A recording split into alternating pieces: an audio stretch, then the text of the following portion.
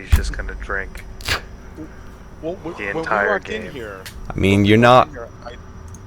I thought that there was a reason we came in the bar. As a player, I will admit I have no idea because I was still convinced I was dead. That was Eric's reason. And next game, he's poisoned the entire time fair. because of the hangover. I was just saying that like if there was something to garner or glean, if Bortle stayed in here and I left, Bortle might be able to make some checks next game and get some information that we didn't get. That was my only thought. But if he's going to tag along, Tinker's like, all right, let's go. This Okay, sucks, except for the bear. The bear's cool. I'm yeah. You still really like that bear. That bear behind. You can't talk about it. Don't talk Right. about it. Right. So yeah, I mean we can have Bortle be there or follow you. Either way, that I'm cool with whichever one you guys want to do. And then, what would you guys at the mansion be thinking of doing? You still trying to hang around, do some stuff in there? There was a ceremony going on. We were waiting for the service to be finished so that we could actually talk to somebody and tell them our lead went cold if they had any new information. Let's. You So guys that's what held we're the doing. service for Tinker? So nice. Yeah. We raised a lot of memorial money for your funeral, which you owe back. I was going to say, and it was the perfect scam. It was the perfect scam. So I was listening to one of the podcasts I listened to today, yesterday when I was going for a walk, and the characters leveled up, and the guy running the game was asked the characters about like character development. What do you see the character growing as? And so I started thinking about some of the characters that I play, and Tinker couldn't get out of my head. And I really think that as far as growth for Tinker goes, there's only two different thoughts. One is the amount of times you bail Tinker out of jail means you love Tinker, and Tinker needs to respect that and maybe listen to what you say instead of running away. Or Tinker's belief is that his anecdotes are so perfect that you're doing this because you're supporting him in doing what he's doing, and he's going to keep doing it. And I couldn't decide what I liked better, but that's where I'm at with character development for Tinker. I think Tinker would totally be on the side of like, yes, this is going great. They absolutely living my best life. Exactly. They absolutely love me doing this because They're they keep obviously supporting it because they continue to bail me out and Exactly. support me doing this.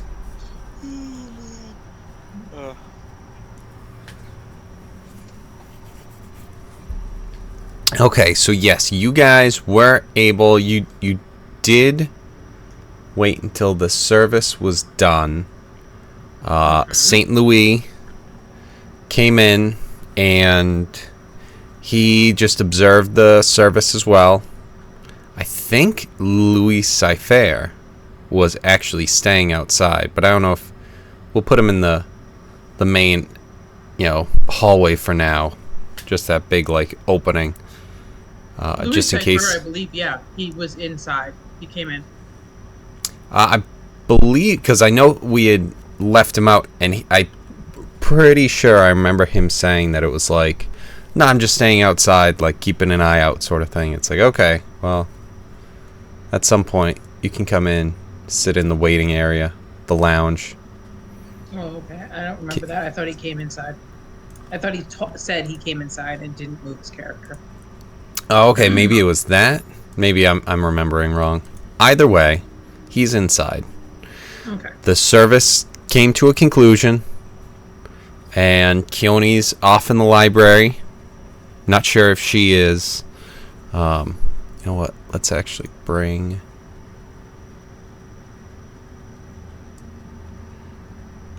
everyone over at this point.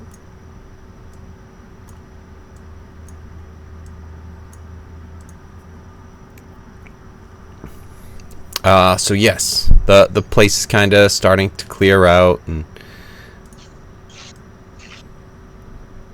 You're in the back of the library. St. Louis, you are in the middle of the church, if you will. What are you guys up to? I was just waiting for the sounds of the service to be over. I've been perusing the library, see if there was anything interesting while I was killing time. And then I'm going to go through, talk to somebody who looks of import. I'm assuming the guy who was running the service, and tell him that I need to speak with the tentacled gentleman. I can't remember his name. On some urgent business.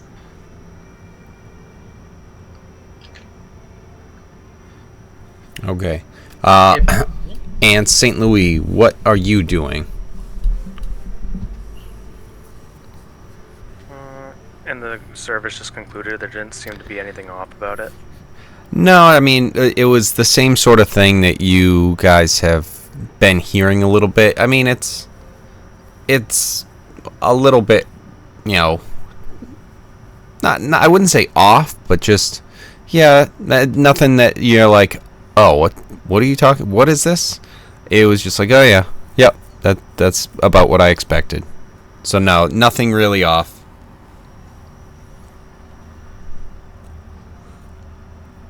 Was it a service for a deity that I recognized?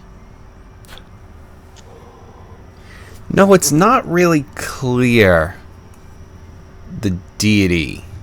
It's more just in generalities. So everybody was just worshiping the guy on the altar? Well, not really just worshiping him, but just like there's a concept that they're talking about of just like, and again they keep bringing up this power aspect, but no actual like god or anything tied to it. Not power in terms of any in particular thing of magic or warfare or whatever. Just in general. Just power is the word that continues to be used. And again, it's not anything that they say anything specific on. Did I find any maybe reading material in the library that would give me a clue as to what type of service this is? Like, or what type of religion, if we can even call that this, or what type of like philosophy these people are following? Yes, give me an investigation check.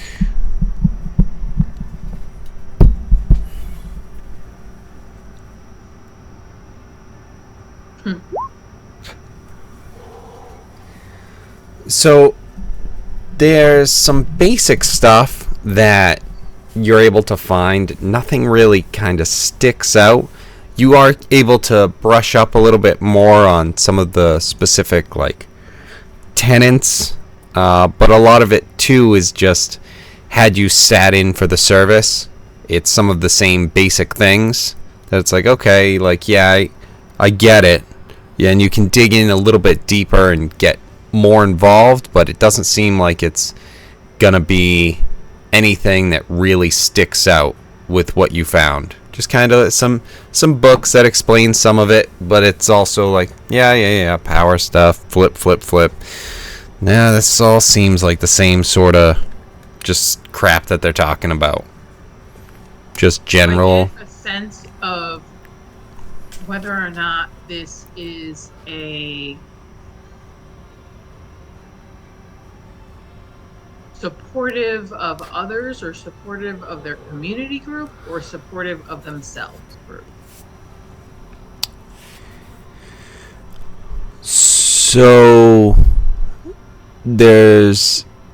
you don't know exactly. Well, so what do you mean by like support others? Like in terms of like good or bad, essentially, is an easy way of saying it. Like, but do I feel like that these tenants are supportive of, kindness and love and contribution to others outside of self, or that it is more about self-serving? More self-serving, but also being part of a bigger power, and so it's still like that self-serving, but as a whole, kind of gathering together. Got you. Okay. Got it. Yeah, so whenever I have the opportunity, I would like to attempt to find the tentacle dude. Okay, and Ask somebody to find the tentacle dude. yes, you can ask, like when you get a minute, you can ask the guy who was up and talking, and he'll say, Zerterol. Yes, he is currently very busy with a matter that had come up. He did speak to me of you. Was there any... And also... hold on. Oh, do I remember? No. I need to click on it. Did I put his name in? I didn't. Crap. I'm blanking on the name, and I'm sure I have it written somewhere. But the guy who was with you guys, Yeah, the horny dude. I was gonna ask about him. Tragar. Yes, he had reported in. All right, let me get back here. It did? Yes. What the hell did he report? What did he report, or when? What or when? I would kind of casually ask that, but not expecting real answers. But say that we lost contact with him. Yeah, so he had returned last night and reported in that the trail had gone cold for Croxo. Okay. So I'm gonna report the same thing and find out if they have any additional information or some more leads.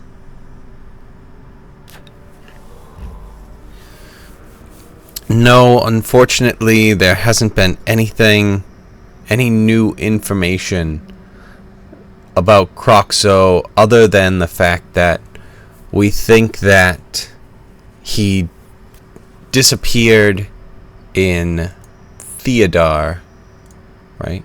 I think I'm saying that right. Yeah, Theodar territory, and we believe that he is in their possession.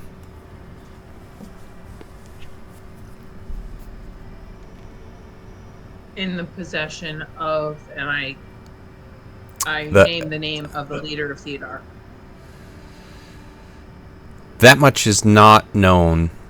We just believe that from what we were able to gather, and we were only able to gather so much, being, going into the enemy's territory, you can only gather so much information.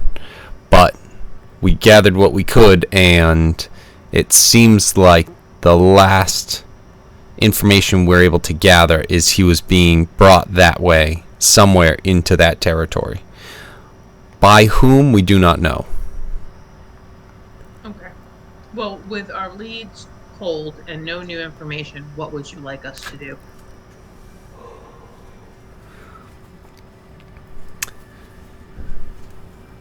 In the meantime, there has been quite a bit of... Yeah.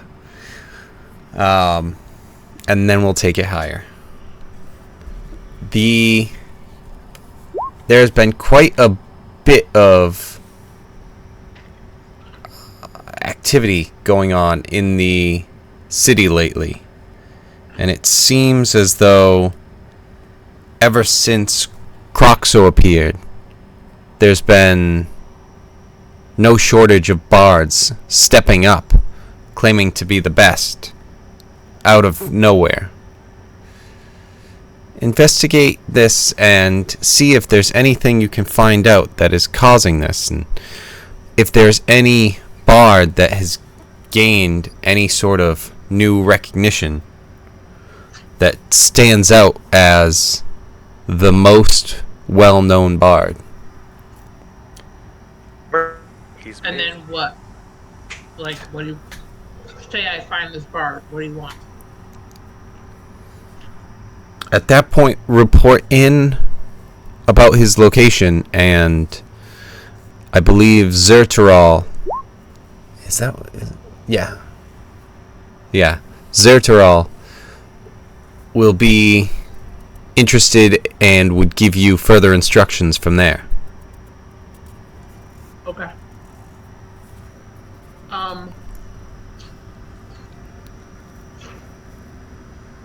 Do we like this bard, the best bard? Would we be happy about it, or is this something that we would be unhappy about? I'm asking him this. And by chance, do you know their names? In terms of who the best bard is? Yeah. No, No. it's so there's just been the idea is that like there's just been like a lot of bards just coming up, and out of nowhere there's this huge like swelling of bards that are like mostly bards are I'm the best bard and everything like that, whatever. But lately it's been many are stepping up and claiming to be the best bards and really being boisterous about it. Is that the right word? Maybe not. But something where it's like they're really being out about it and everything like that, and really making a big deal about themselves. But it's kind of out of nowhere. Like it's more over the top than like a bard just kind of advertising himself. And who was over there? Chris and Eric, I think, because you guys all fought. Yeah, you guys all fought in the bar. In one bar, and then Bortle and Louis Cypher fought in the other bar, which you guys were then told about, where there was a bard poet who came out and was kind of taking over people's body who he had read poems to, and he kind of took over, and they became like mindless puppets attacking. I think he took their spirits, something like that. Let's see if I can find him too. Took spirits of commoners. Yes. And has them as puppets. Okay. And this Well, influence of bards, he we're is talking dead now. So he had kind of done this while you guys were up at the one bar where Tinker dropped. So we would know. You wouldn't know, so you were eventually told about it, Oh, we were. Okay. but you guys Oh, that's weren't right. there. Okay. And just so Gotcha. you Okay. guys get the, you heard about it. It was described in detail, and different stuff like that, where it's like, yeah, this guy who had poems carved into his skin came out and was saying he's the greatest, and all of a sudden started attacking us, and those things that were behind him kind of rushed into some people and took over, and they became almost like spirit forms. And so like that's one of the examples of like, wait, what is happening with the bards? So Okay, so I'm gonna want more information. Like, is it that specific guy that they're interested in, or is it like, are we talking like one crazy bard all over the place, or are we talking like there's been a massive influx of 20, 50, whatever, however many tens of bards, and over what course of time? Are we saying like overnight, or are we saying like in the last 2 months? So it's been more it's been kind of business as usual, but in the past, it's been more overnight. And Okay. that guy in particular is not the one they're looking for, because if he was, he is dead. They did take care of that over there. So that guy, all set. But not more of, they're just looking for who is making the biggest splash out of these, handful. There might be like 20 bars around the city that are really stepping up and everything like that, but which ones are making the biggest splash, or who is the biggest one if possible? Because just the and he explains that it's like the influence that they are having would be valuable to us if we can use what they have and the people that they're able to affect. We would be able to use that to our advantage. Gotcha. Okay, understood. All right. So the mission is to collect intel on these bards. You want their names and locations. The biggest bards of them all. Yes. Okay. And am I having this conversation with St. Louis with me? Like, we're together having this conversation with this guy? I assume so. Yeah, if you guys wanted to do that. Yeah. Okay, cool. Because it like, this isn't a situation where it's just like there's any real like secrets or anything like. Yeah. Oh no, he trusts you, but once you get more, it's like no. You guys are all like, yeah. Cool. Well, I'll let St. Louis have some airtime if he has any further questions or looking for more detail.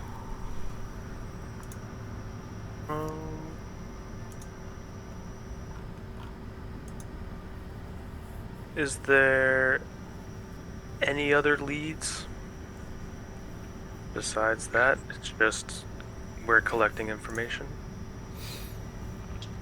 Yes, currently the loss of Croxo for what it was, the master, the master of this house, was very interested in, with that loss, we would like to have some sort of potential replacement for the influence of the plan that is coming up. Okay, I have a couple different ideas, I think, now. You're looking for an influencer? Going through...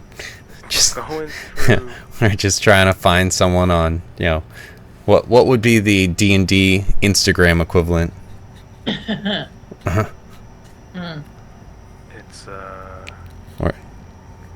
or TikTok.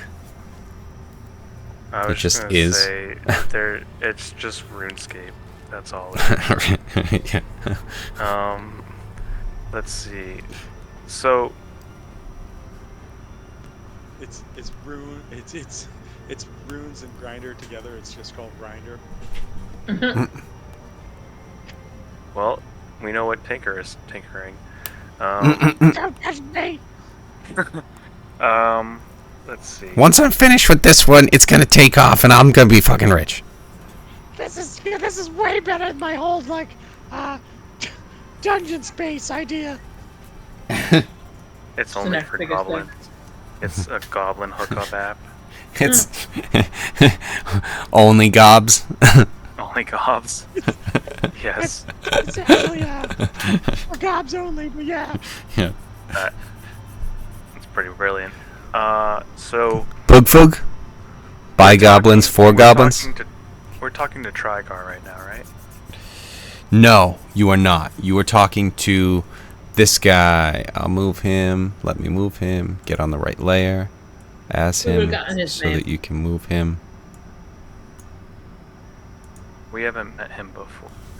No, he was just the guy who was giving the sermon. And Xylitol is not here. No, he is not. Zergirl. Yes. Okay. It was close enough where I'm like, yep, that one, nailed it. I get it. Yes. It will help us remember, or completely misremember by a mile. It's one of the Right. two. And did we get his name? What is your name, sir? So his name is. Let me actually mark this down so I can remember it too. Open. So his name is Mortis. Ortiz. Yes, and I will write that down. I write Nope. every name with Okay. hyphens. Yes, So I know that the is fair. pronunciation. Actually, I was thinking of doing that too. More. Yes. Okay. You gave. Your sermon was about. Is it power in general, or was it the power? Is there a certain power that's achieved by control of this city?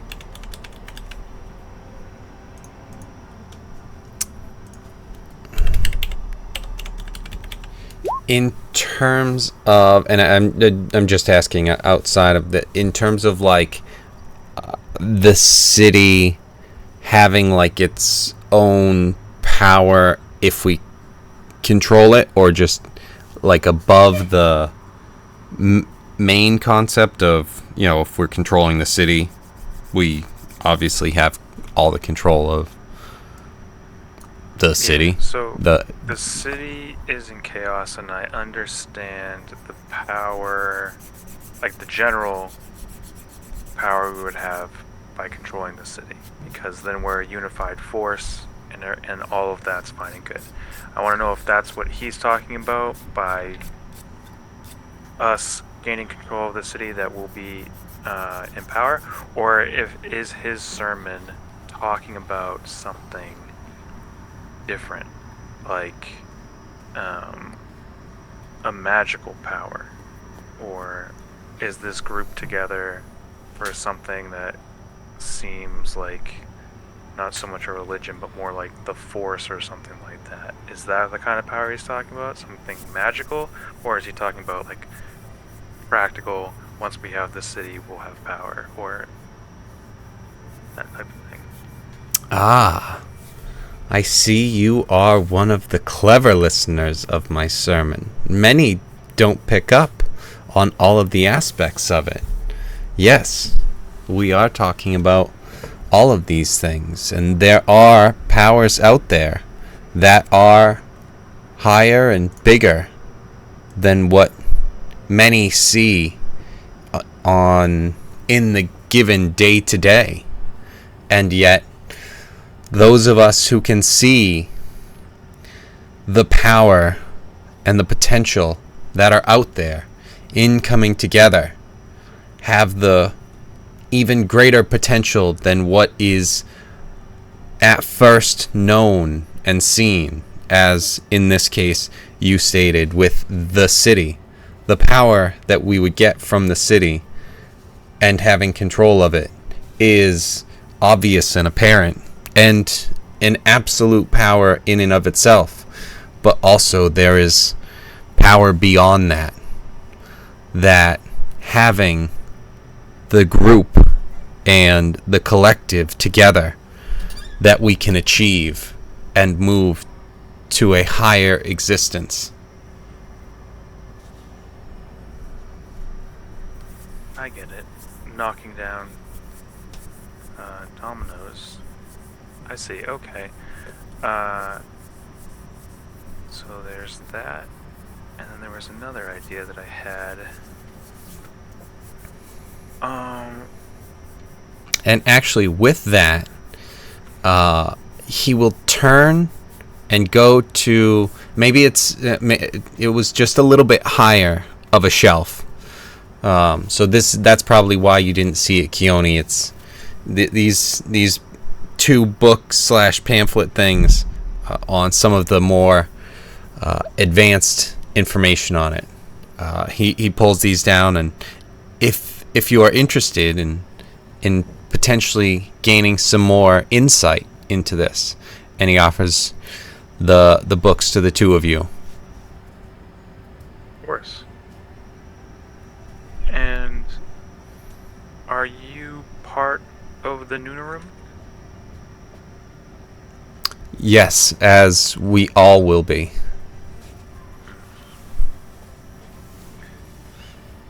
Now, how many people would you say are on board so far? And do you have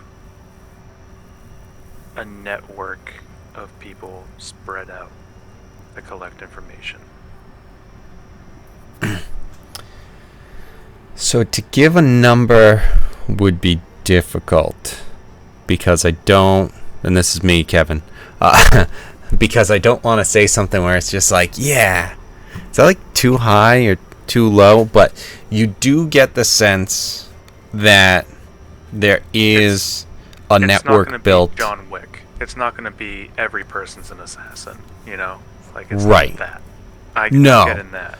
Yes. Like, I mean, obviously, when he's talking about, like, being part of the Noonarum, it's more of every... Like, specifically when he says that, he's talking about, like, all of the citizens will be under the control of the Noonarum. So Yeah. anyone who's there of any actual, like, strength or anything will be part of the Noonarum, like, an actual part, like you guys. As long as you stay and whatever, anything like that. But that's kind of where he's going with that. And yeah, they do have a network, just as, you know, as you guys know, as Keone herself has. You know, that's that he fishes into that network of underground streams of information and sees what he can hook and pull back in for her. So just different things to that effect that are established, and the numbers are, I mean, they're high and they would be what you would expect, but there's also a you know, from one of the three powers trying to take over a city, but there's also a give me an insight check.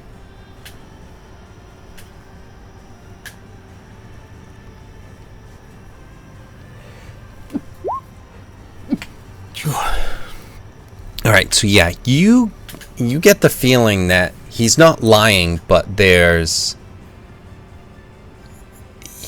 he has a much more optimistic and confident thought process on the Noonarum of, while he's not thinking that, oh, we've got this in the bag, you know, like when sports teams go in, they're just like, we're just better than this team, but then they end up losing the championship because they don't really put the work in, and then they just get outworked. And so he's not like unaware that there is work that needs to be done, but he's kind of in that mentality of, and of course it will be the Noonarum that come up on top.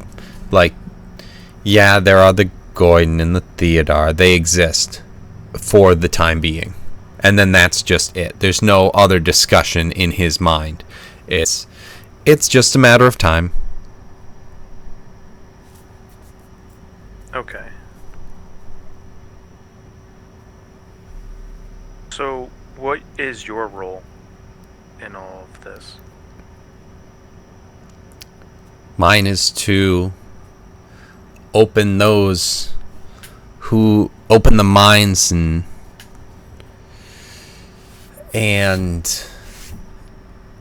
have those who are willing and have the ability to see what great power and potential, and bring them in, and those who are able to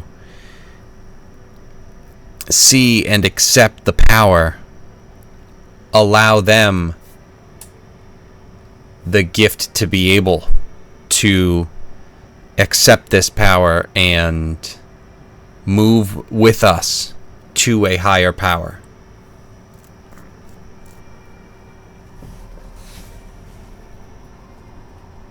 Seems like you're all very power hungry. Let's see. Well, the weak So, do not control anything. well, and outside of game, I know that we couldn't get an estimate of how big the Noonrum's network is, but is there a rough size of the city that we can estimate? I mean, so yeah, like that's. Oh, you know what? That's not gonna do anything unless I go, hey, come on over.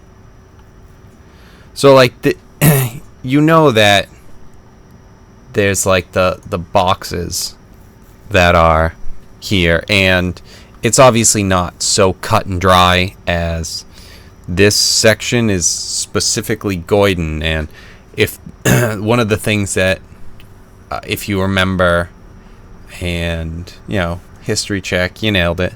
So instead of it just being something where the first thing that you guys did with that back alley fight was to fight someone over. No, I wanted to do this.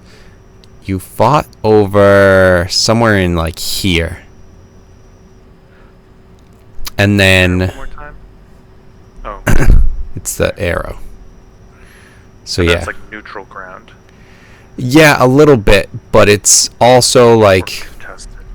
yeah, I mean it's something where like all of these things are kind of in flux at the moment. It's not so cut and dry where it's like the line goes up and down and back and everything like that for any of these given territories at any point. There are certain in the center of Goyden, you're thinking that you're going to be more safe in terms of being specifically Goyden.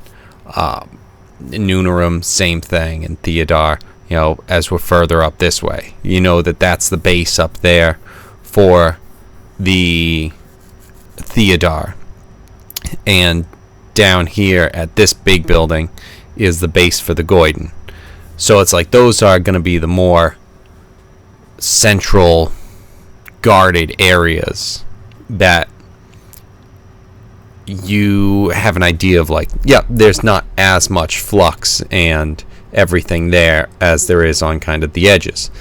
That being said, the Noonarum have, I'd say 1/3, but it's more of like a quarter of the city if we're not counting this, which is an entirely different, ball of wax, ball of hair, some sort of ball type.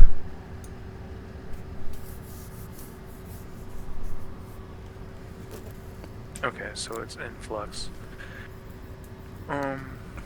But yeah, they have enough of an influence that they do strongly control their section for the moment. I mean, not necessarily so strong that it's unbreakable, but just in the same way that the Theodar are still an existent, force. They haven't been broken yet, and the Noonarum have, taken over. It's just that sort of thing. There's a strong enough network in place that hasn't been broken and shattered that it gets thrown into chaos, and it's like, all right, you're ours now. But then you also know that at the end of that fight, there was that one lady who I think was mostly talking to Keone about the fact that they had one sort of insignia or something, but then it's like it could be someone else. And the other thing that was happening with it was she was saying that it was Noonarum territory, even though it's far from what you guys know the Noonarum territory to be. It's like, you're trying to make a claim on this from all the way over there? So the confidence isn't necessarily limited to this guy Mortis. it seems.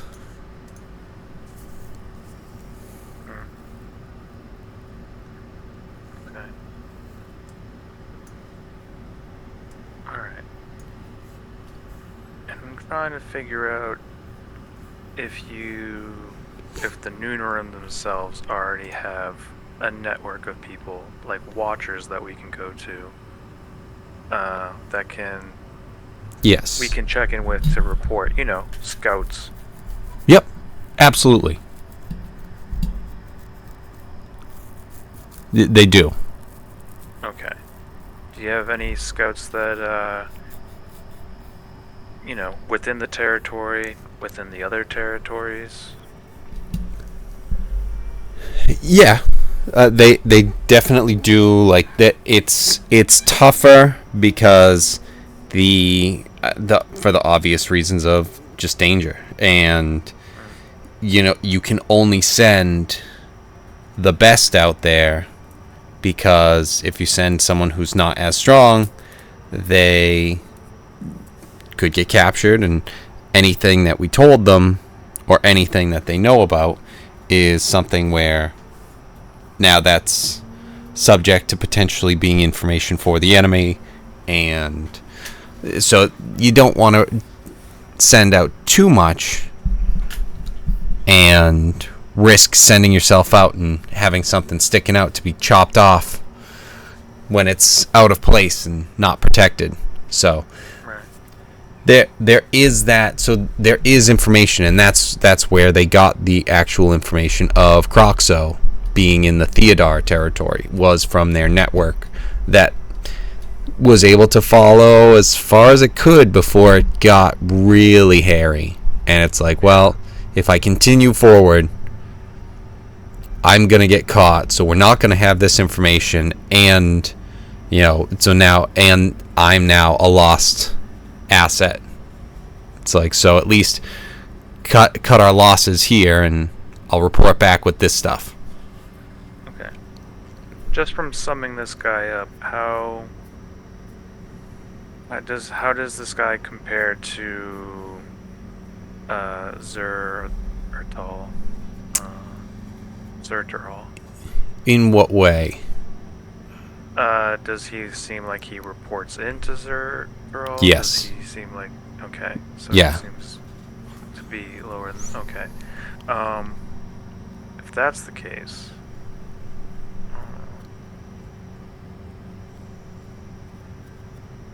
But he still seems to be someone of importance. Yes. Not like so high, but definitely like, yeah, he's of some value. Like, you get the feeling of like, even though you guys have been there for a day or two, just because of the value that you bring, and the strength and everything that you guys bring to the table, you might already rank higher in just value than this guy. But he's not no one, but he's just like, the guy who he does a great job at the front desk sort of thing, and reporting everything in. So he's not of no value, but Okay. I mean, that's, you don't know if that's He has actually the case, but knowledge. yes, but he's not like such a high rank in the overall hierarchy. Okay. Alright. Give me the names of the scouts that you know so that we can check in with them. Okay, where are you trying to like go and get information and like do, so I can give you the scouts' names in like that area? We can actually go. If there are so many of them, I'm hoping to get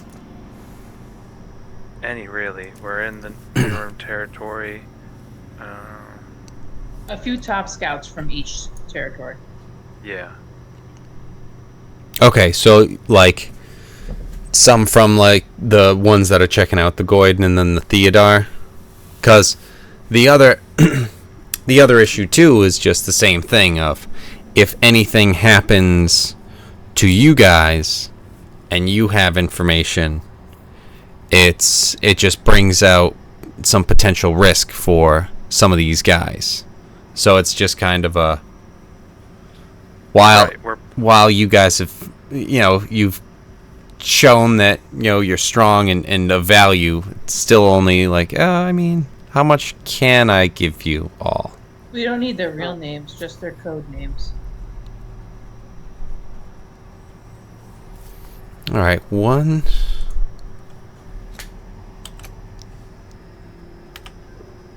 Yeah. And if any of us gets caught, we'll just kill him. What was Chris's bird's name?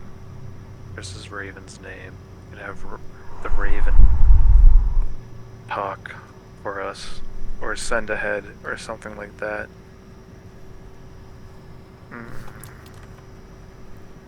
Or they can try to send something before to clear us, so we don't need to know their identity, or say that we need to meet, and they can disguise themselves if they're worried about that. Yeah, an intermediary. Get these scouts a message from us. And we'll have a...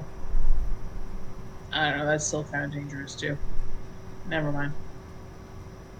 Well, we need to start somewhere that we can trust, and if we're seeming like we're more value. I as you guys are saying these things, it's like, yes, that makes sense. There would be a specific sort of, I mean, thieves can't sort of stuff, where like there are symbols or markings or whatever it is that are obviously always changing, because you have to kind of keep ahead, because once someone figures it out, now all of that security is out the window and they use it against you.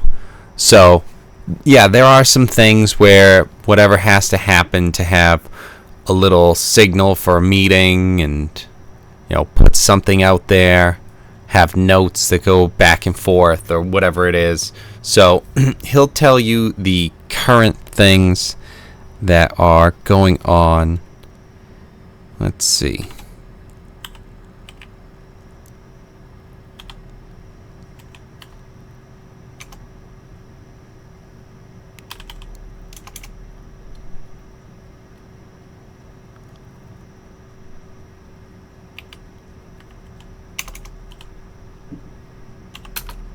He is the Theodore. Oh, and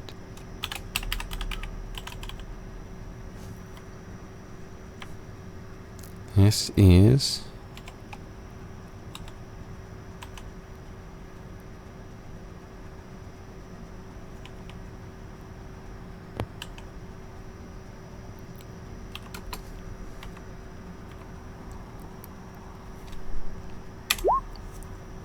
okay.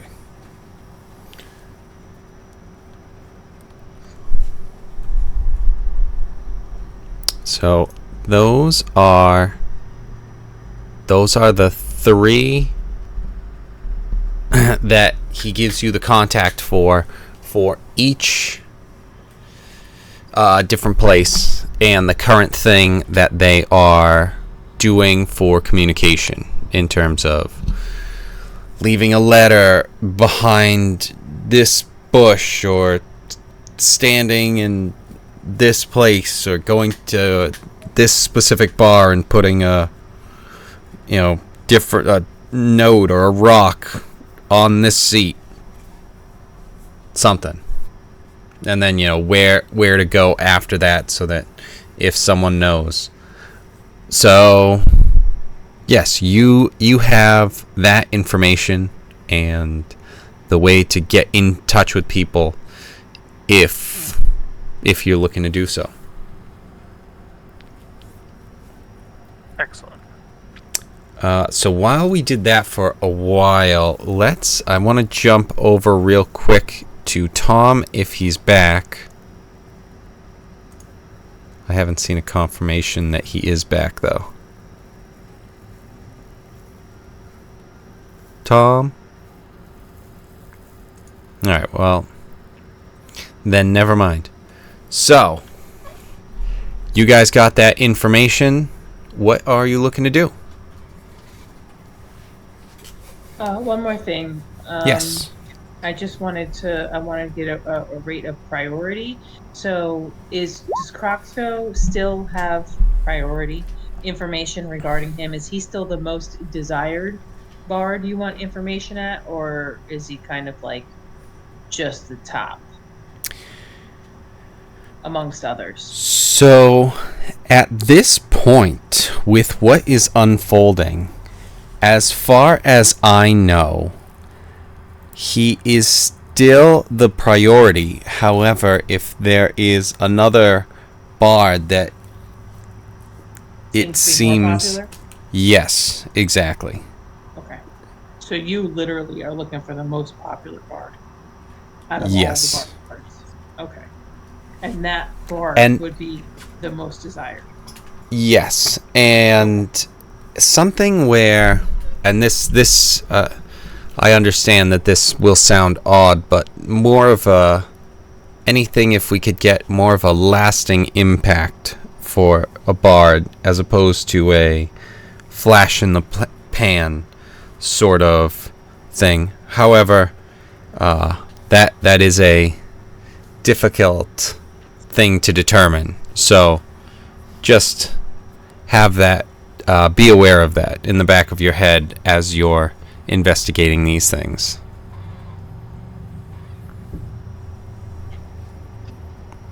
But with that, now that Tinker is back, Tinker, what are you currently doing? First of all, I was having a back and forth with Bortle on the way there. Yeah. It sounded something like this. No, that's a terrible song. You're out of your mind. I hate it.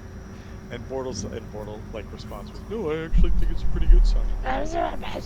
Just went back and forth, and we kind of like crash into whatever scene this is. Okay.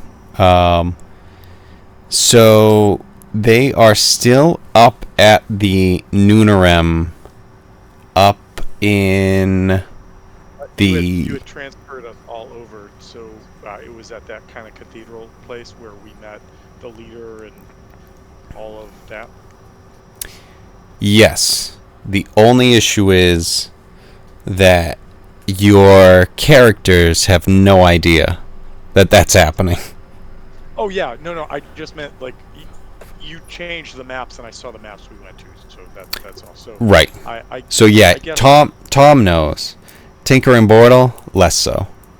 well, so I don't know if Tinker and Bortle knew that they were going back there, but because that was the kind of central hub of information for where to go next, I think that's where Tinker and Bortle probably would have gone to next. Just it's been a long day, long night, long whatever. So just sort of walking back there, thinking that if nothing else, we could ask where our compatriots were and see if we can get some guidance. So maybe we're milling around the outside of the building, like just getting back there as we speak. All right. And hold on one second, everyone. Tom, I pulled you into the private channel. I have a question for you. Do you remember the stuff that was talked about at the jail?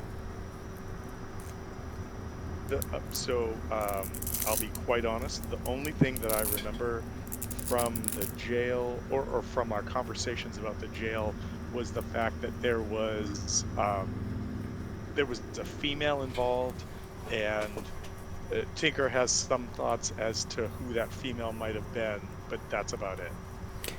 Also, I have not reviewed any notes. And, So I am sorry. What? What female?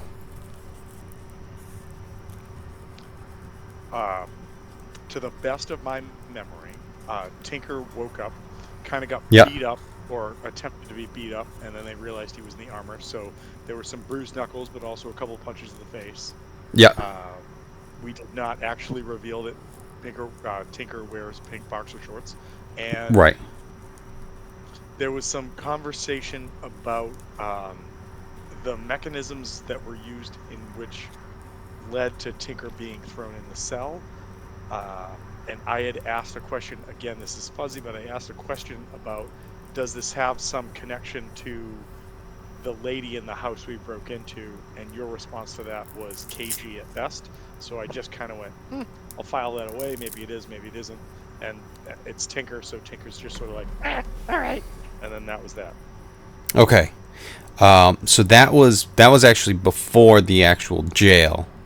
Do you remember once Eric showed up and then you were in the room with the guy with the horns? No. I'll be Okay. very honest. I'll be very honest, no. Okay, because the thing that you two specifically were spoken to about with that guy was trying to get information, and this was part of like you guys being able to be let out of jail, was trying to find information about Mr. F. Oh, yes. All right, Mr. F, yes. Right. So, just if you're doing anything with that, if you're not or whatever, Well, I it's guess fine either way. I just wanted to grab you to the side and just be like, hey, I want. if I remember correctly, did Bortle or I have any idea who Mr. F was? Or No. I So seem to you- remember us being like, we don't know who this is. Right. And it's something where so far the only people who know about this deal and everything are you and Eric. And Eric, you were unconscious the first time because you weren't there, unfortunately. And it's like, oh no. And it hasn't been revealed to anyone else. So even if it's like, if they know anything else about Mr. F or anything like that, there hasn't been the collaboration, which if that's what you guys are doing, that's fine.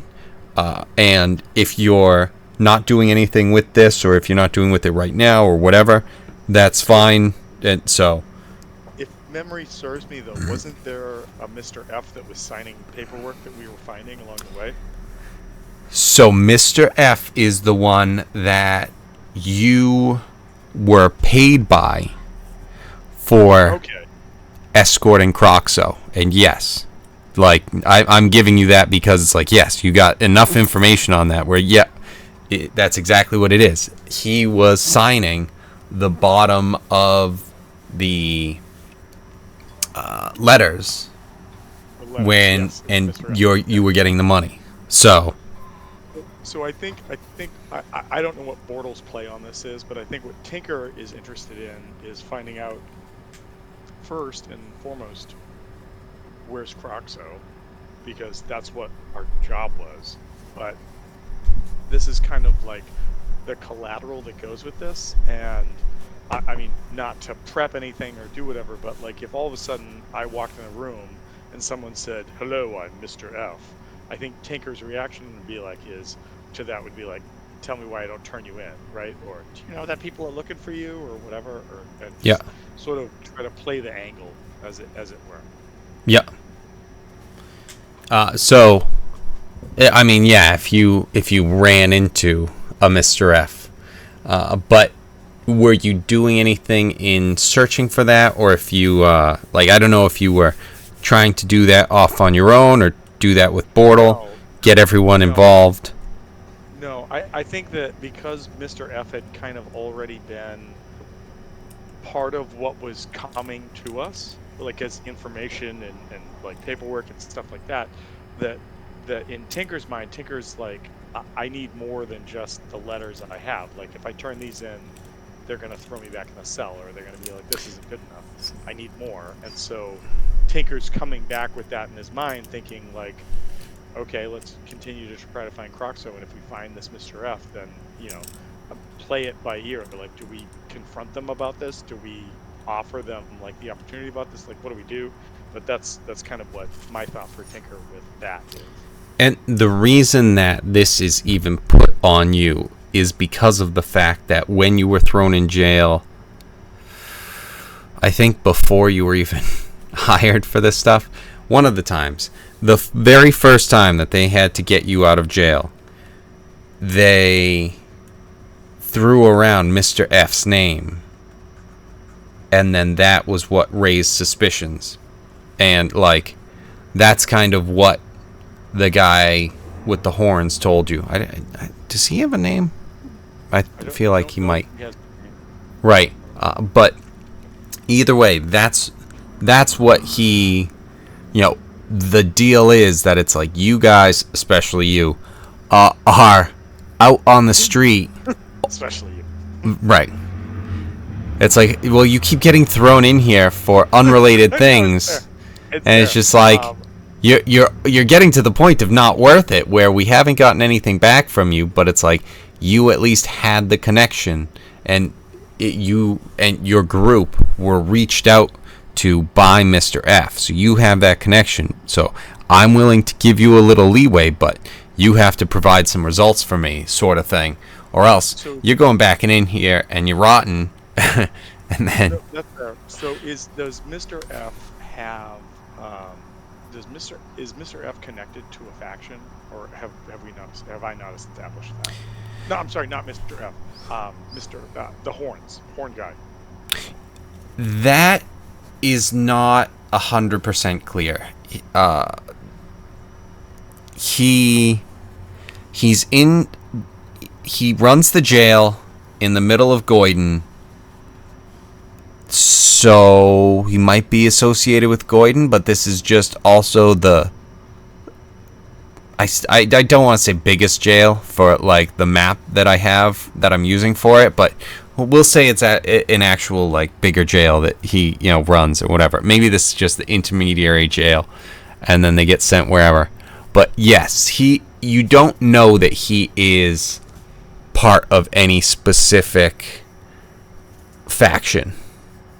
Okay, I mean, I think that if that's the case, then that's what Tinker's plan is. Like Tinker's gonna kind of keep that close to the chest, whether or not Bortle's aware of it, and that he wants to go back and find the party, because clearly, if the party is headed towards where Croxo is or along those trails, that's where we've gotten information from this Mr. F before. So let's see what we can find out, and then whatever info comes out of that, whether Tinker tries to do like a private play about it or like tells the group, then that's how that goes. But again, I'm that conversation earlier about like the growth of Tinker, I'm really borderline between Tinker being like, the group supports me being ridiculous, or the group enjoys me, maybe I should knock this off. And that's kind of like where the needle's kind of bouncing back and forth right now. Mm-hmm.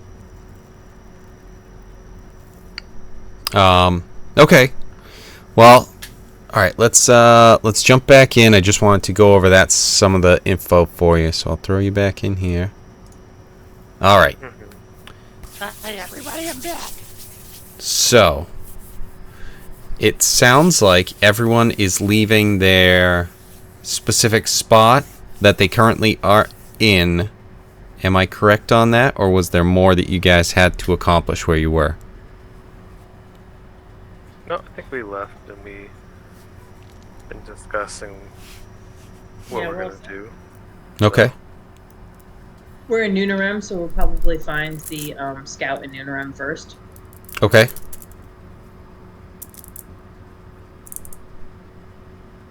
All right, you're able to go through kind of that sort of stuff to get in contact with Yvette. We can kind of just jump forward with it. Let's see.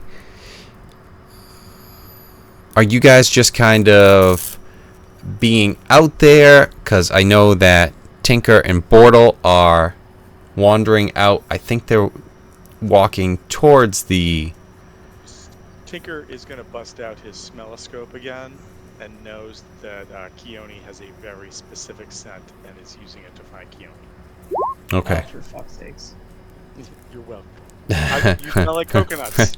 The city does not. That's how it is. Yeah, well, it's hard to pick up on. Give me a perception. Do we get any bennies to this with my smelloscope? Really would like some bennies as I roll 3. All right, 8 total. Unfortunately, that you started going after the coconut smell, and then you're going. It's strong. You're going good, and then you hit a dead end, and you're like, "Damn it! She double backed again. Is she trying to avoid me again? No, that's not true. That can't be right." Keone, I'm right here. What are you talking about? So Right. if that's the case, as we get to maybe like the edge of Goyden over to the Noonan area, I turn to Turtle and I'm like, Hey, come here for a sec. Turn around. he turns around and I scrape some of like his shell into a vial and I reach into a pocket and I pull out some flour and I put into it. I reach into another pocket and I pull out another weird substance and I'm like, Spit in this for me. and of course he's like, and he spits in it and I shake it up. Yeah, and of then course. I put it into like this. I put it into a like. He's like, all right, I guess. I put it into this other thing and I turn it around and then I shoot it up in the air and it turns into this firework that says, Keone, we're right here. Oh god.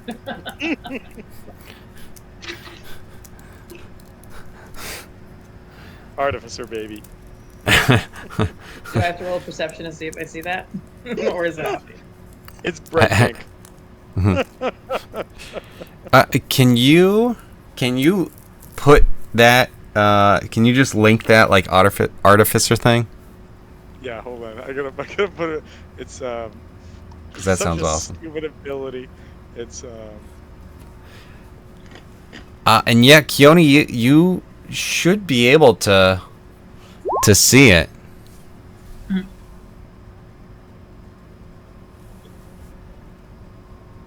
You can tell me this didn't happen, but I just thought that the right tools for the job just sounded like a great idea for this. Oh, okay. So this is like you just create like a chisel and stuff. Yeah, well, it's the same way I made the smelloscope. So, like, I'm just saying that, like, I create like a firework that says "Keone, where are you?" or something. Yeah. That's all I'm saying. Like, it's not like a weapon. It's not a benefit. It's Right. not anything. Yeah. No, that's Make a thing fine. happen. Just that's fine. It's just more of a very loose interpretation. Well, so, have you met Tinker? I don't know if you've met Tinker or not, but that's probably the best way you could define him. It's a little bit more of a have you met Tom? Or, you know what, Kevin, you're right. But no, I don't dislike that. So yeah, you can pop up a firework that gives away your location just in the middle of a city. Just a firework is shot up. Roll a d20. Just a d20. Favorite. This may be more of my favorite thing than the fart box. But yeah. Oh. A 3. Oh, yeah. Okay. So it actually doesn't really say Keone, where are you? Oh no. It's more of It says Queef, where are you? it mostly there was an explosion down kind of where you were. Bortle must have kind of turned. He wasn't really a fan of you using his shell. That doesn't really grow back, or maybe it does. I don't know. It does. Turtle anatomy. So you he must not have actually been cooperating as well as you thought, because it's more of there's more of an explosion in your hands. And yeah, you did get it right that it does say queef, but that's just it. Most of the thing exploded at you, and then up in the sky is just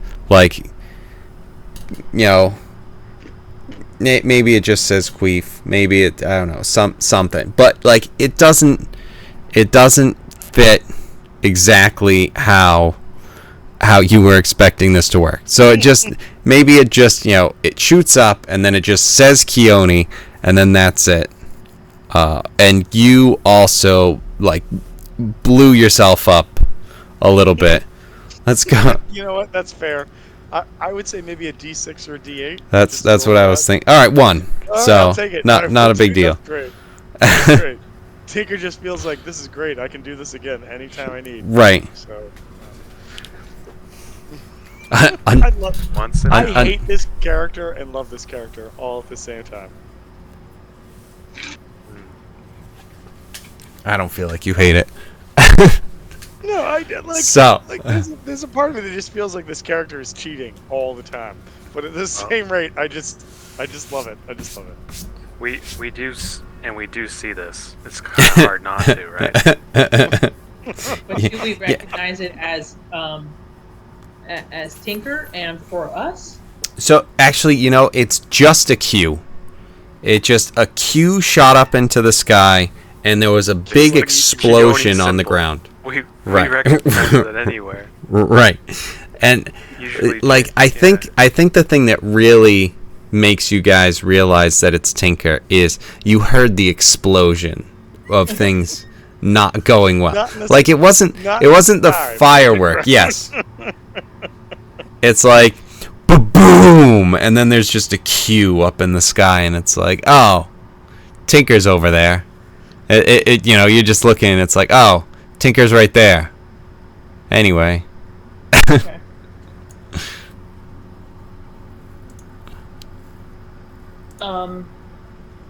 I am letting St. Louis make contact with Yvette. And so I'm not going to be, when we're getting closer to wherever Yvette is, I'm not going to be obviously traveling with St. Louis. I'm going to be traveling stealthily. He knows that I'm following him, but I'm doing it in a way so that nobody else is aware that I'm around or trailing him or whatnot. Because I want to have eyes on St. Louis while he's talking to Yvette. Yep. And make sure that everything stays copacetic. So I'm actually going to be his eyes behind his back, essentially.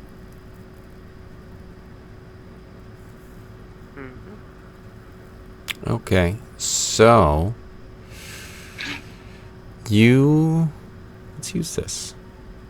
You are meeting with Yvette. What questions do you have? What is going on with this bard phenomenon? What Well, bard so- has she found it to be the most popular as well? They call it the Bard Nomenon. Bardnomenon. And on and on and on and on.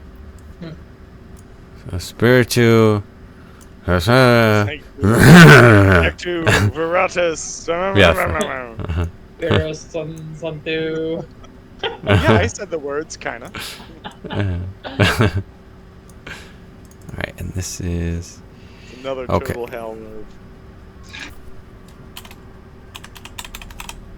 No, not Yvetter.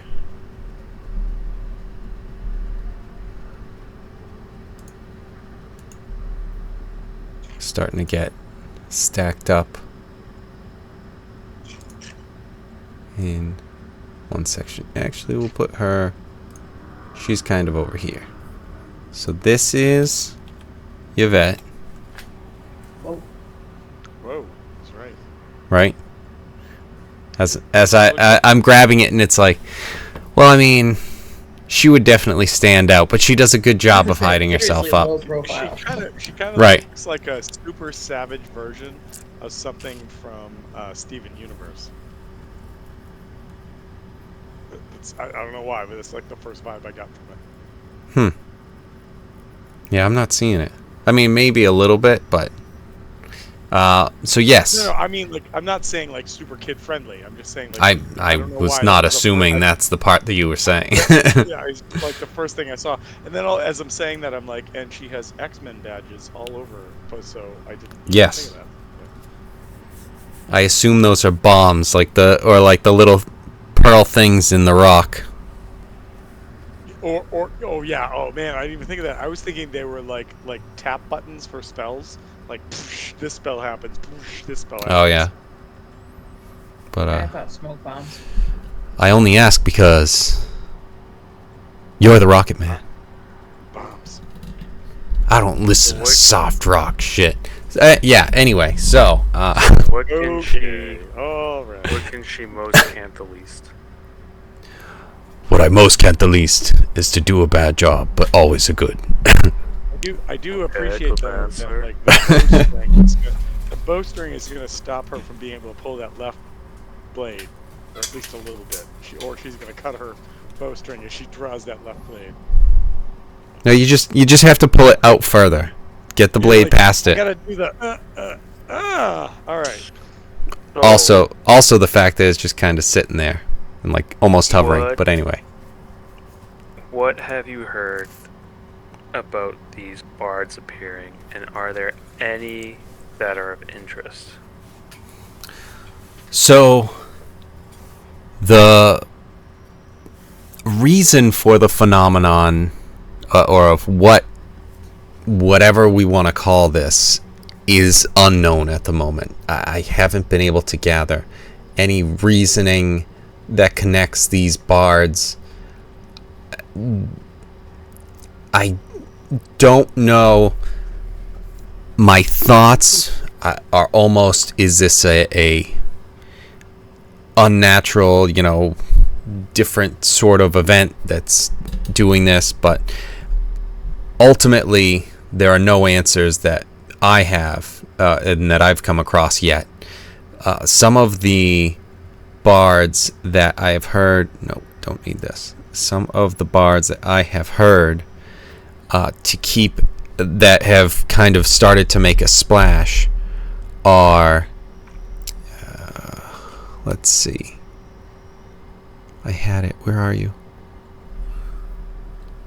We go with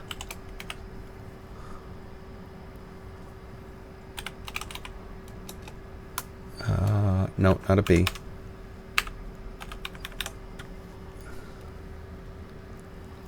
One, and what is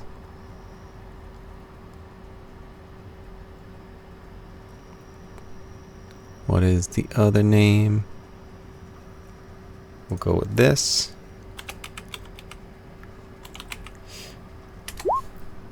The two bards that she has heard more of a, just making more of a splash, are Rondel and Nagatha. Oh damn, Nagatha's hot. I heard that. Rondel and Agatha? Yes. Well, That's- also that's while they're funny. talking, while I'm just watching, I'm going to be as we're walking, I'm going to be spreading rumors about Crazy crazy shags. shags and Yeah. how awesome of a performer Crazy Shags is, and like dropping names of where he's been performing, and starting that rumor mill up. Yeah, keep that going.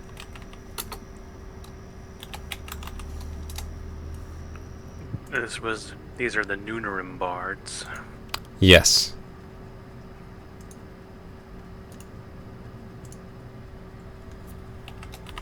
Noonarim area.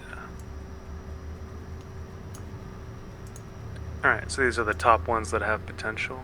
Anything else that you can tell me about them? Maybe instruments? Yes.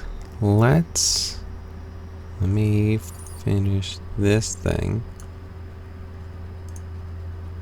Don't need this.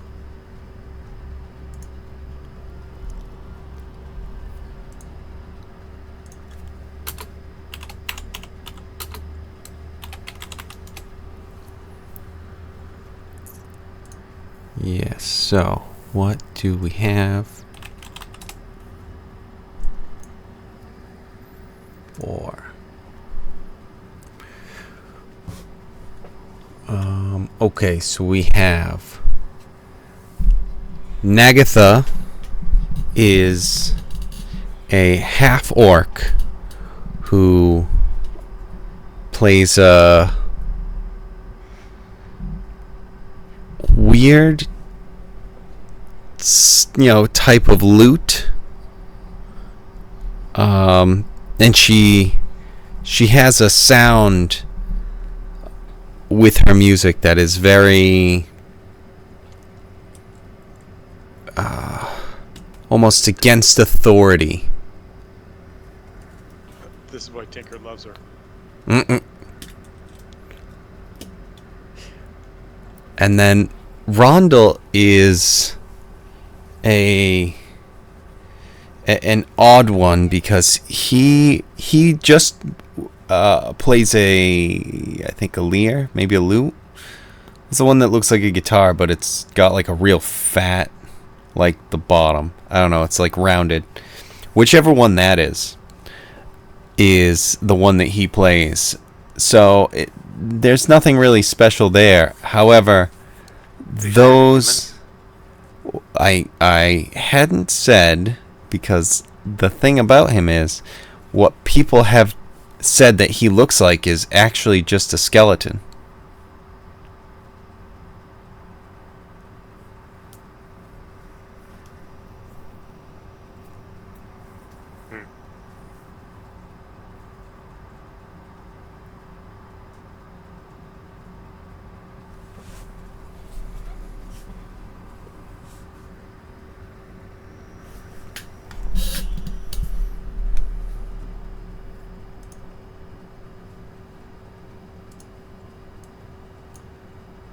That's interesting. Might check in on Rondel just to see. Uh-oh. Rondel's taking the lead, apparently. Because that's interesting enough to get you guys. Alright. I'm sad now. Just listen, who wants Although- to come with me? I want to go check out this other chick. I was going to She's say, in my establishment. I'm that all they- about it. they both have made an impact already, just from what you've heard from rumors. So, Listen, who wants to come with me? Keone? I just made fireworks for you. Come on, come with me. Also, I can't stand the smell of, turtle person anymore. He's stinky. also, I He do doesn't like deodorant. the fact that what I'm envisioning is Tinker and Bortle are still down here where the firework went off. Meanwhile, you guys are up here actually meeting with Yvette. So he's just actually talking to Bortle about the fact that Bortle smells like turtle Oh, person. Listen, bro.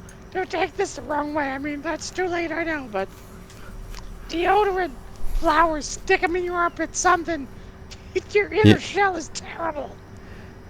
That's interesting to hear coming from the goblin who's trapped in his own armor 24/7. I change my underwear once a week. That's normal. It's societal.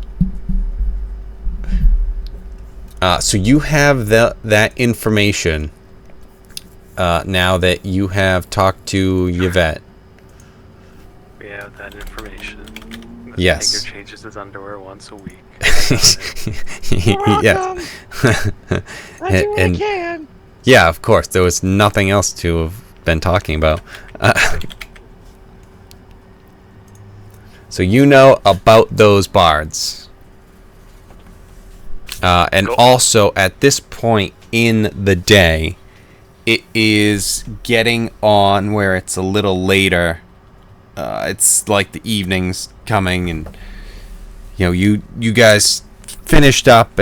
It was because you walked through the whole town, spreading the word of Crazy Shags. So that train just keeps on riding. Now Keone is in the front of the techno train, of the Crazy Shags train. There is a whole new world. So, was there anything else that you were looking for info? think it's just to figure out who's on the top. I'm trying to figure out if there's any more information that would be needed. Yeah, at the moment, there's no one who's very similar to what's happening with the Theodar, Nunarim, and Goyden. There's no one who's really sticking out on top at the moment. And there isn't, just in the same way with the factions, there's nothing that you're necessarily seeing yet until we start to get into it and you're able to start seeing who's in there and where they actually stand, that you'd be able to see that it's like, ooh, actually, the Goyden have a weakness right here, and I don't think that they have, the ability to overcome that weakness. So you can actually see that they're a little bit lower than where the Theodar are. And the same thing with Rondel and Nagatha and any of the other bards. It's, oh, what's going on with this guy? And you're just not sure. These are just names that have been out there, so they're making, a name for themselves, but no one's really sticking out yet as, here's number one.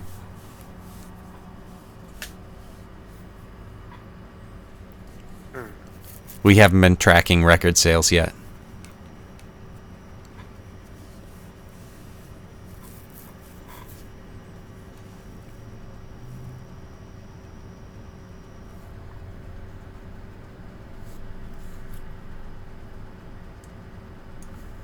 Okay. What time was it when we got out of the mansion? Party time.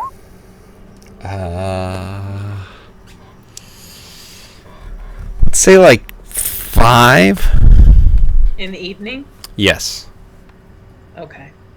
Because I think it would have been our plan to essentially go from Nunarim to Goyden to Theodar, talking to those scouts.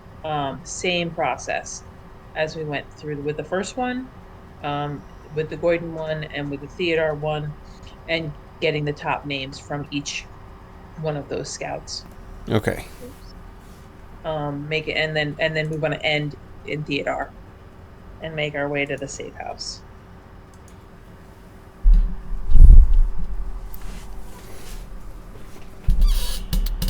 Okay, so you are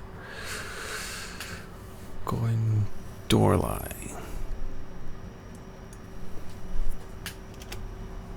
Nope. Nope.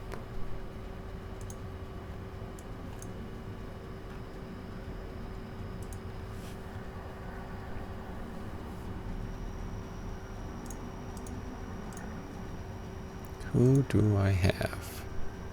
And Louis Cipher, if we can use him, I would have sent him with a message and some coin to Tinker.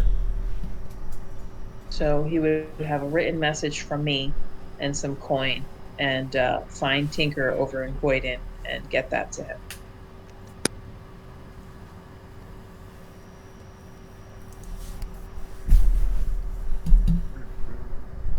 Okay. Yes, you can do that. Well, I'm trying to find something. Is there anything that you're saying in that note that you want to just give to Tinker at the moment? Yeah, Tinker should have that info.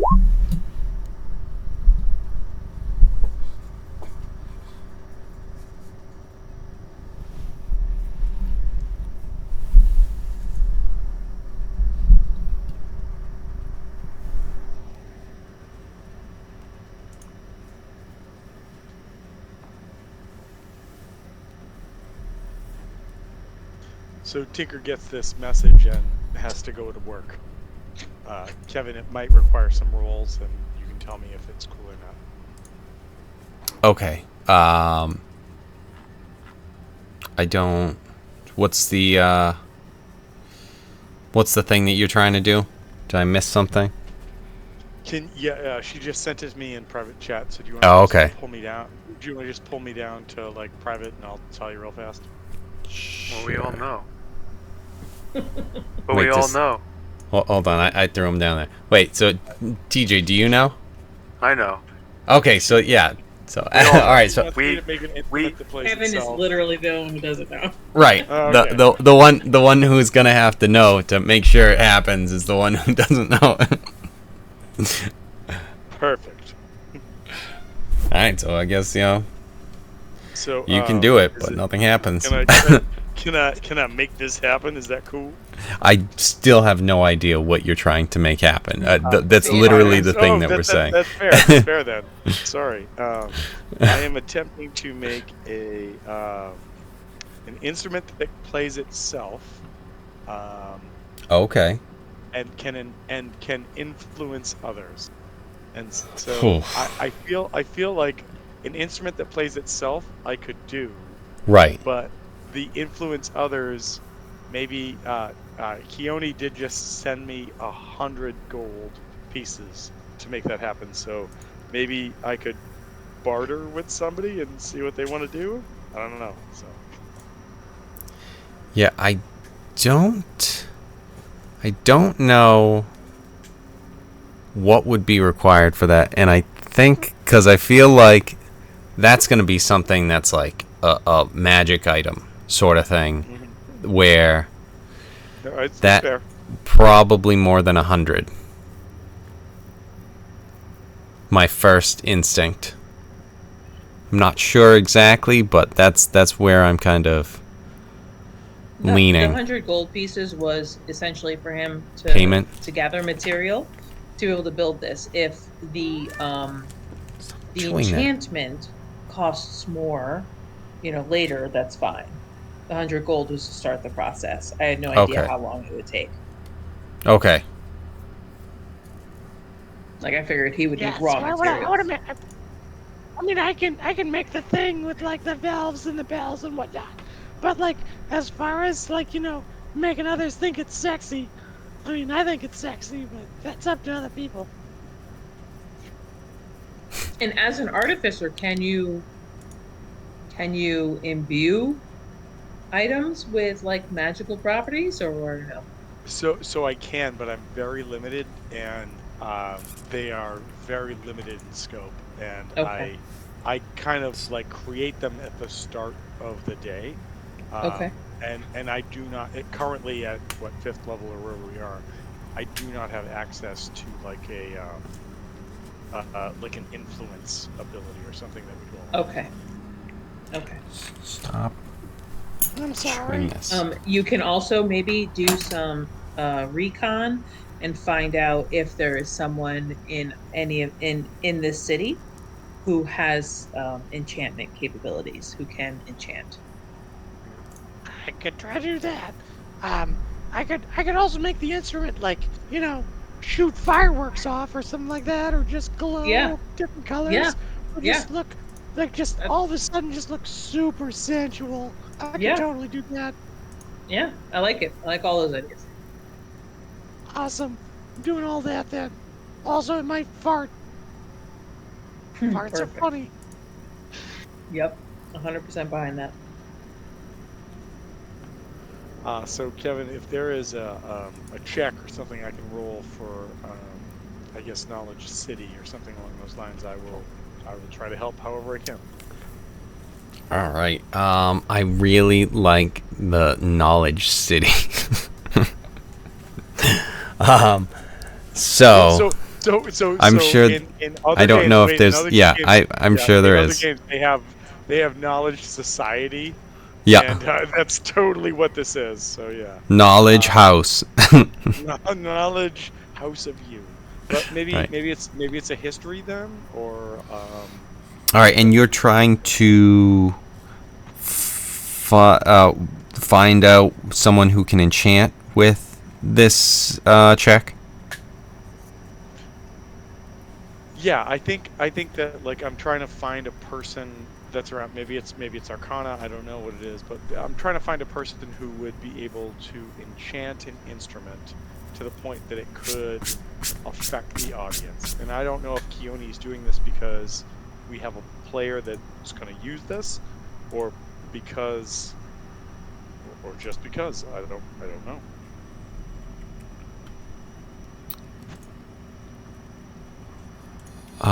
I wish that Roll20 had a better way to deal with the items and like spells and stuff, because it's not all that great, even though I have access to different things. I want to be able to just take a look at some of the things, but I'll have to go through some of these things on Actually, so D&D Beyond. If I could make an argument, I would think that the best check that Tinker could make for finding someone who could enchant like a magic instrument that he creates would be investigation. That's what I think would probably be best.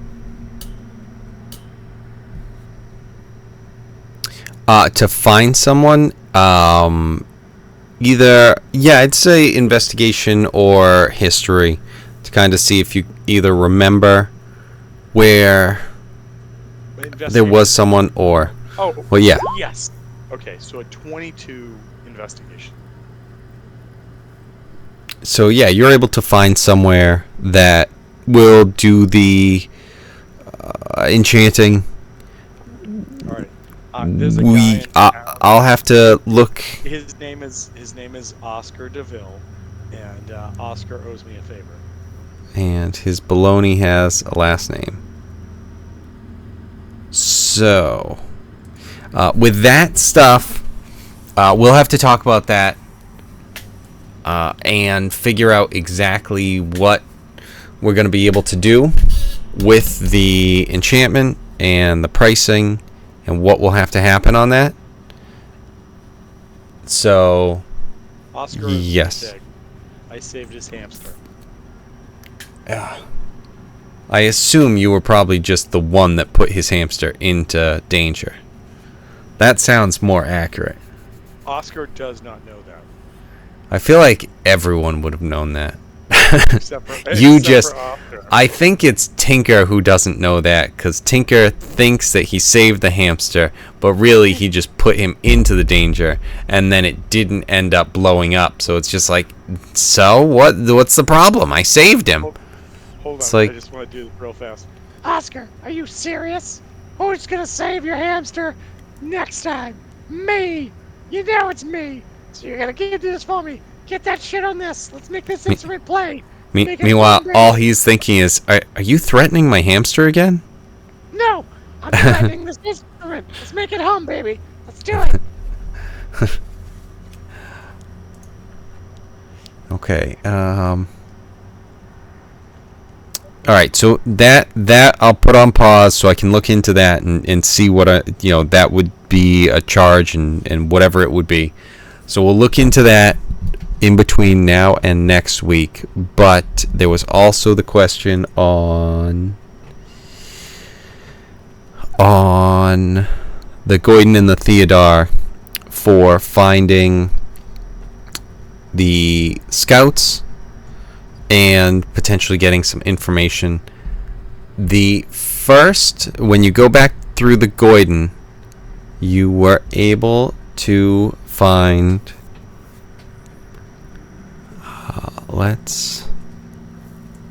we do this.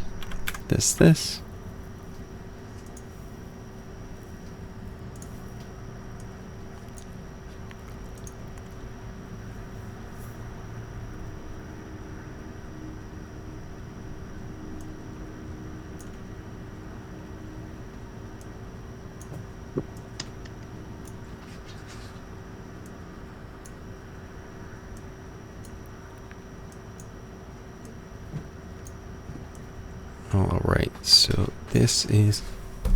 What is happening over there? Jesus.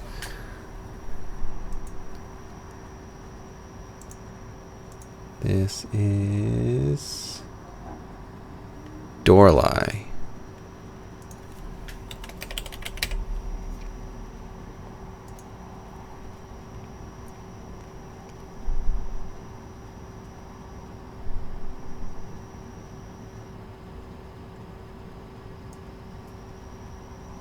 Were you, Keone, trying to meet with her, or is this a St. Louis again?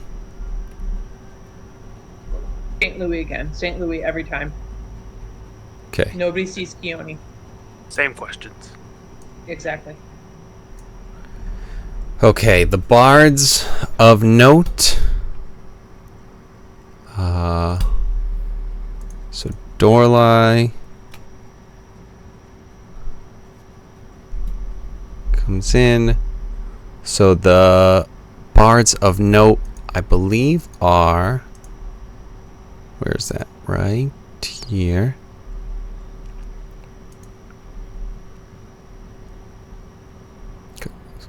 Don't.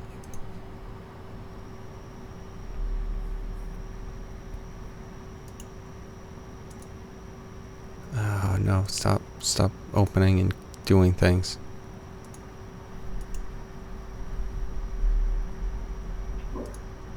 And when we get their names, do we also get their last known location? So you don't know, you aren't getting that exactly. You know that they are more in the area that you are finding the people in, but you're not. You are not finding out exactly where they were or anything.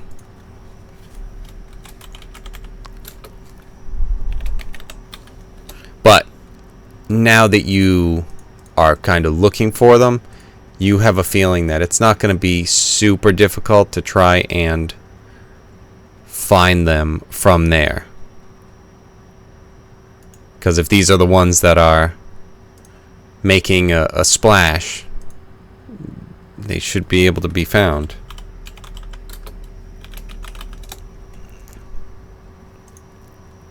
Okay, so there's at least these two of Stamp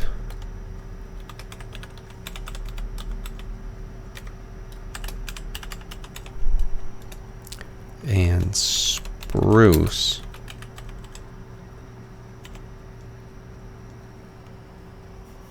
Where did that just go?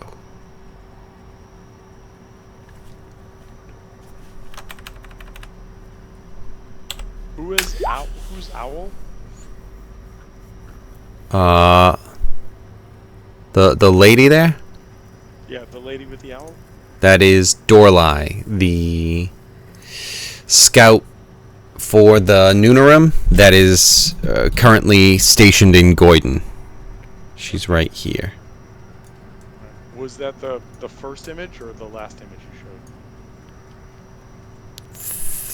The last? Because the first one... I didn't know if I missed something, that's why. This was Yvette, which we did talk about, right? And then, yeah, this was just the last one of Dorlai, the scout that's in Goyden. And yes, the two bards that you hear about from her are Stamp and Spruce. Stamp is a construct puppet of sorts. And Spruce is a fairy bard. Well, that didn't save well at all. That looks bad. Stamp might be getting replaced. We'll see.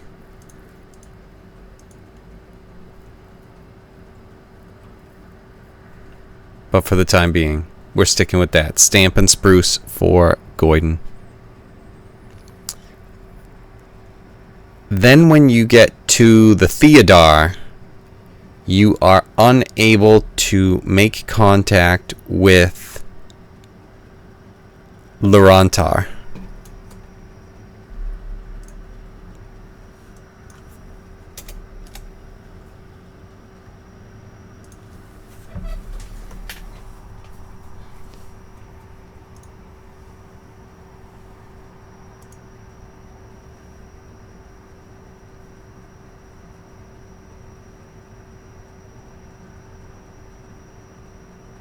Okay, then St. Louis will make their way back to the safe house. I'll kind of trail there. Louis Cipher. We'll meet up with Louis Cipher and Tinker, all at the safe house in Theodore.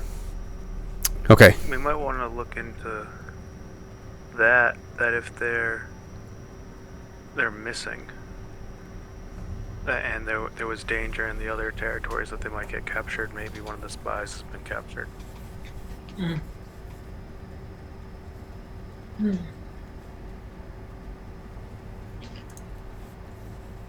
Yeah, did we get the sense that this person was missing, or that they just didn't want to be found? It's hard to gauge what one it is, because it was just that you did the stuff that you were supposed to, and the other two you got no problem. Like it was the whole process and everything, but you were able to get in touch with them and take care of everything. But then over once you made it to Theodore, where a lot of the stuff has been going down lately, you weren't able to get a hold of him. Okay. In Thieves' Cant, I'm going to send a message to the person we talked to in the mansion. Let them know that. They'll know if there's anything awry. So I'm going to just send it through my underground connections. Get a secret message there. Okay. Just giving them a heads up. They'll do something about it if they need to. And then once all of us meet up at the safe house, I suggest we start planning a 3-day tournament style competition for the best bard, and to find the best bard with a significant cash prize in the city. Calling all bards.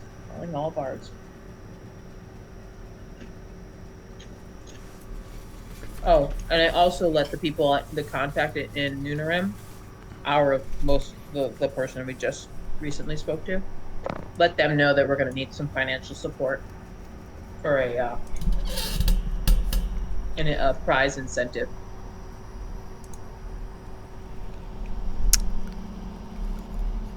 So Put off of it.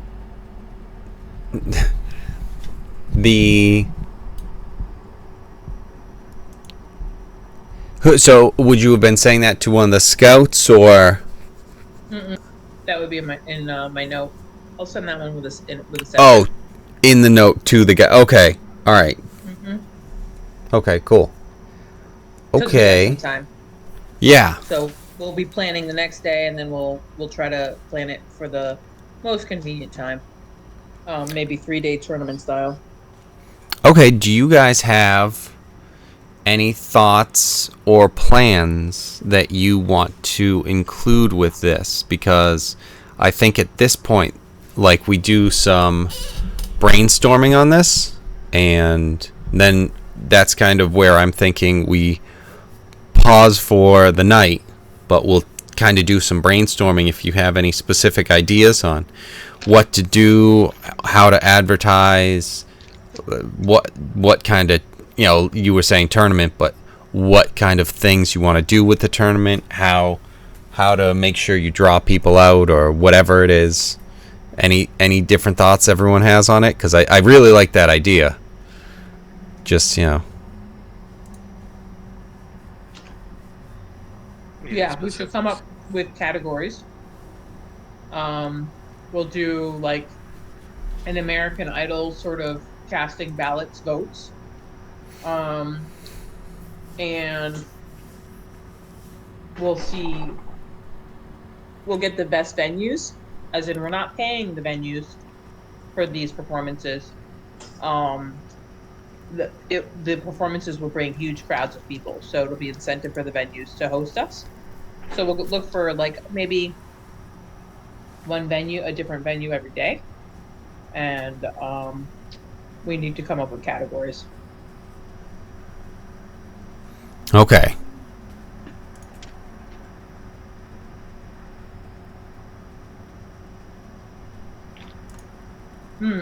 We could maybe even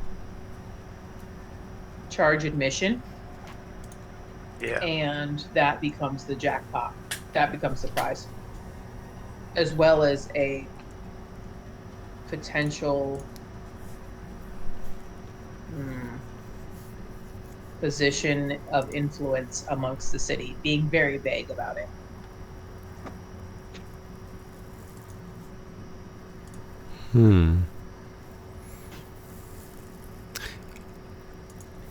I wonder what sort of non-bard attention something like that might draw.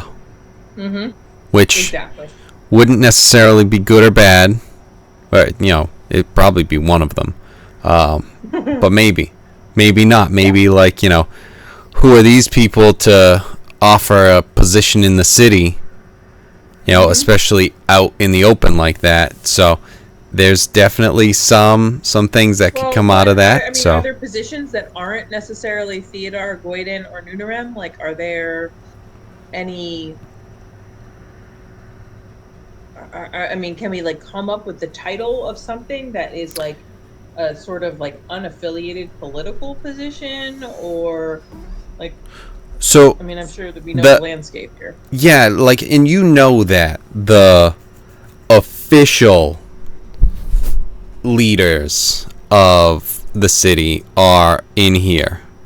I know we've talked about this. We'll have to come up with a name for what these guys are.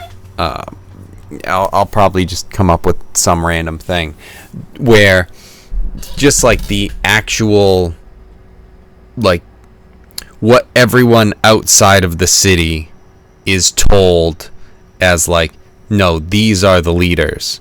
But really it's like, nah, if you're paying us, we're fine with just falling in line, just we still believe we have the control of the city, but we don't actually.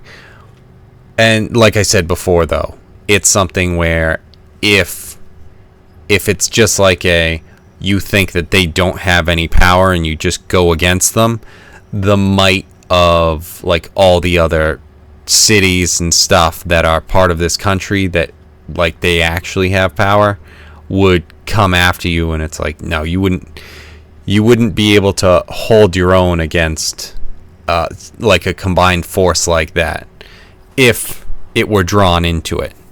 So it's kind of they don't have the power to really do stuff. They're just a figurehead, but also if anything does happen, there is a legitimate power behind them.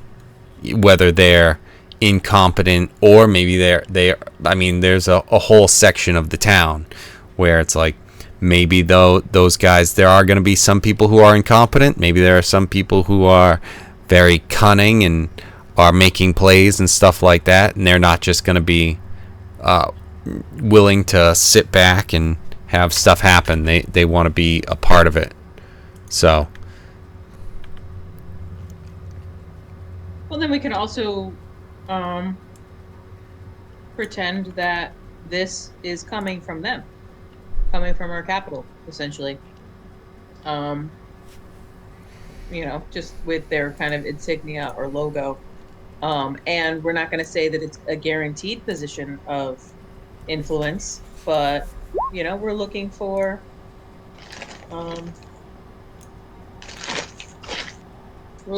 some new blood in our city. So I'm going to be like intentionally vague about it, but also as if it's coming from our known figureheads. okay.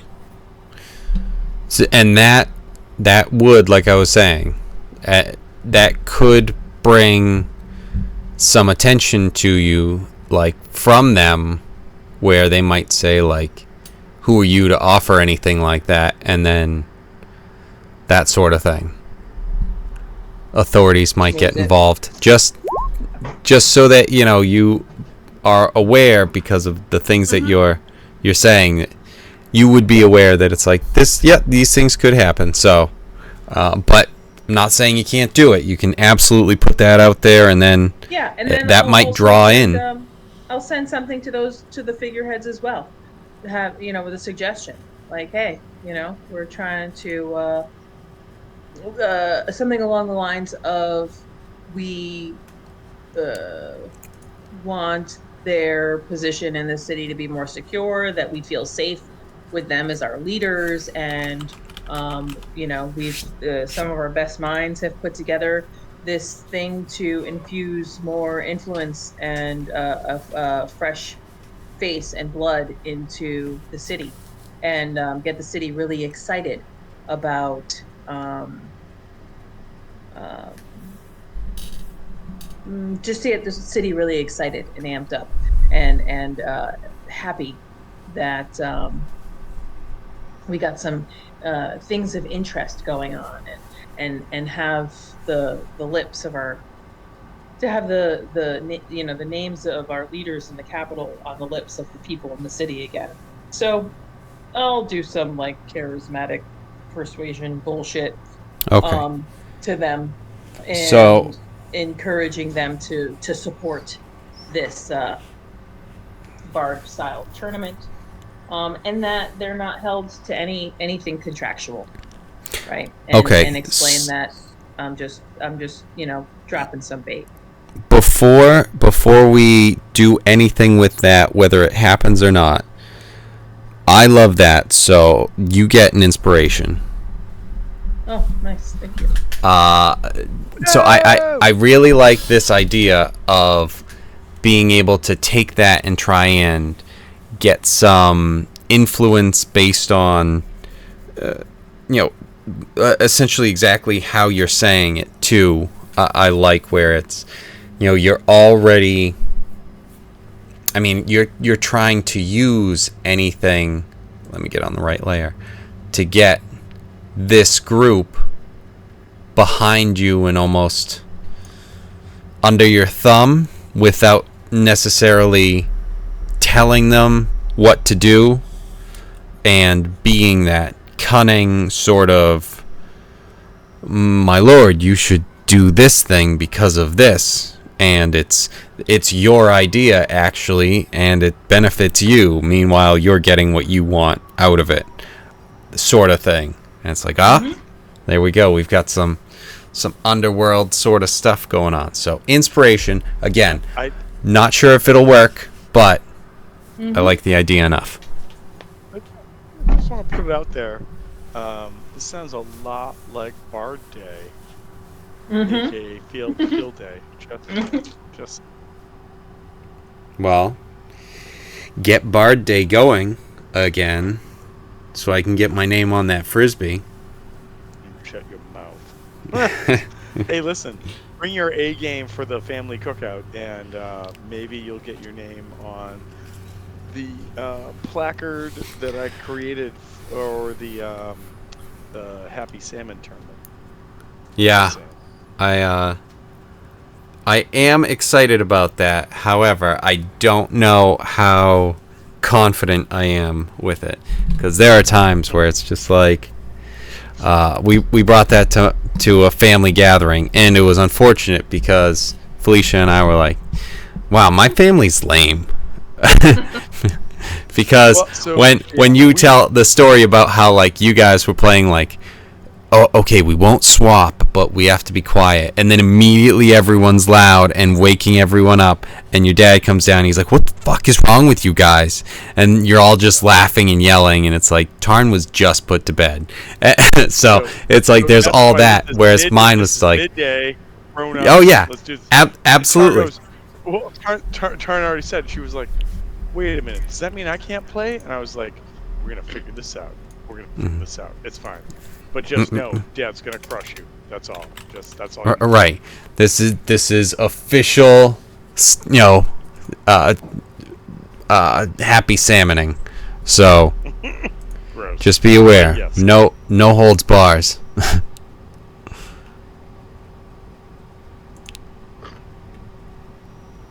Okay, so why is this not like? It's not great.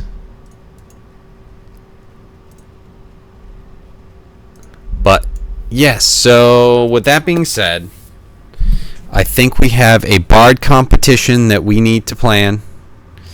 You've got letters out. We've already got ideas for financing, maybe getting some sponsors from the Noonerum that you sent the letter out to. Use the fee, the admission fee, potentially for a jackpot as well. We're going to have to come up with the tournament style, have the 3 different places for the 3 different days. A tavern, sort of, maybe travel to different places, like Noonerum, Goyden, and Theodar, and that might have already been the plan. So, as this is all happening, there's another firework that goes up in the sky, and it says "Q, where you be," and it's where letter Q B, and then roll another d6. Yeah, we're up. Take for damage. No, roll a d20. So do. I mean, this conversation about the bard tournament, Oh yeah, roll a d6 or whatever. this is happening at the safe house with you, Tinker. Right. I don't know where you are. Yeah. I'm just trying to find you, But- Kiwi. Where are you? Right in front of you, Tinker. Right Yeah, there. but Oh, shit. he He went right here. he went to the bar. He went to the bar to get a drink. Firework in my face. Yeah, he went to the bar to get a drink and just panicked. And was just like, "Oh, I'm lost!" Sets off a firework in the bar, and it's like, "This is why I fucking hate you," says Borf, or whatever his name is. Fuck you, Borf. Fuck you, Borf. Get back there. Well, it was It's our like, safe house. It's it's like, no, fuck you. It's like, you're the one blowing up my bar. Hold on. I'm Borf, dealing you with your asshole. shit. I put fire-resistant tar on the top of this building like weeks ago. Don't worry about it. We're fine.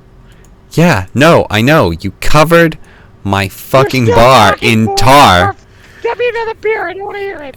and right now the ceiling is on fire, and it's just melting the tar, and that's dripping through the roof. You gotta dance. Dance for the tar burns.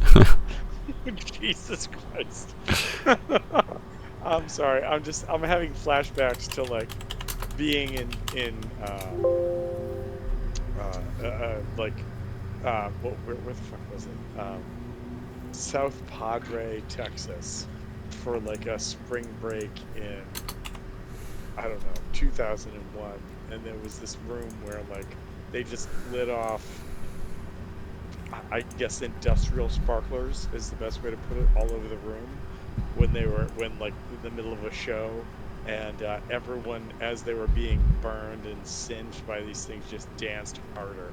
So Tinker's just like, You're just gonna dance through it. It's totally cool. Don't worry about it. It's amazing. How's your instrument going, Tink? I'm working on it. I'm trying to find that guy. I just I got a guy. I just blew up my prototype, but don't worry, I'm good at making more. I usually blow up my prototypes. Prototypes in this art. Honestly, that's what you have to do. That's how you keep your secrets, is you blow up your prototypes and all your notes.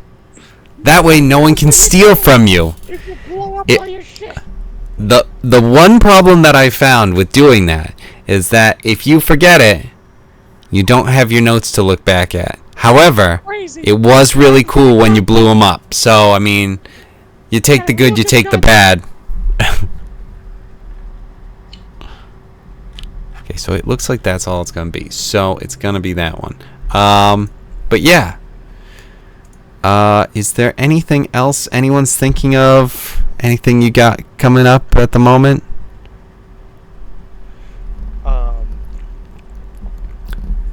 Tinker has. If I hold on, I gotta go back for 1 second because I gotta double check on this real fast because I think I have.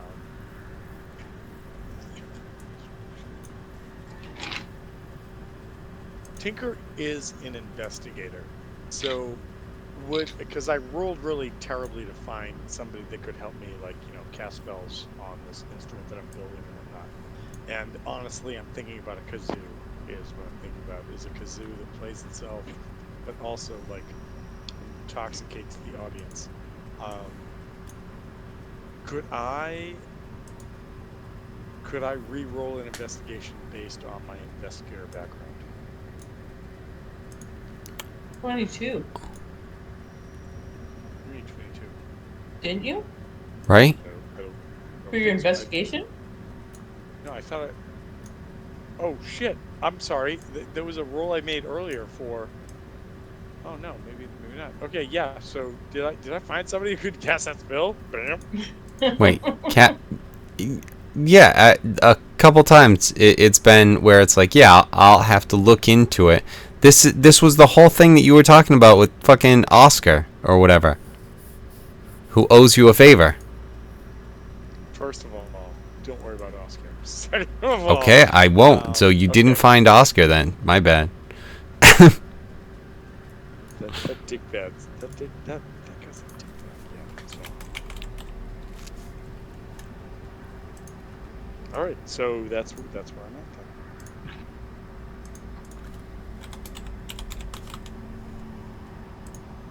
Okay. I don't have anything more that can't be discussed next game. We'll flesh it out. I have to say that, like, if no one has figured it out yet, Tinker is scatterbrained, like Tom is too. I mean, give me all that credit, but I constantly want Tinker to be like, yes, we're doing this, and then moments later be like, ooh, what's this? What? Who? So, which Kevin, I know was annoying because you had to refresh me with, what we talked about before. And so Tom's going to do his best to keep it in his mind, but Tinker may, in fact, just be like, I heard about them saying, oh my god, it's whatever. Let's go fishing. Let's go do that. So Tinker's totally ADHD. Totally, I would say 65%. Yes. Okay. And is Tinker on the spectrum? I'm on the spectrum. I tell my wife that all the time, and she's like, "No, you're not." And I'm like, I would believe that. Yeah. I don't think you've met me then. Right. I don't think you understand what my general life experience is then, because she's living in the state of denial. Yeah, there are moments Right. when I wake up and I'm like, the world's purple, and you're like, what are you talking about? And I'm like, purple. So Purple.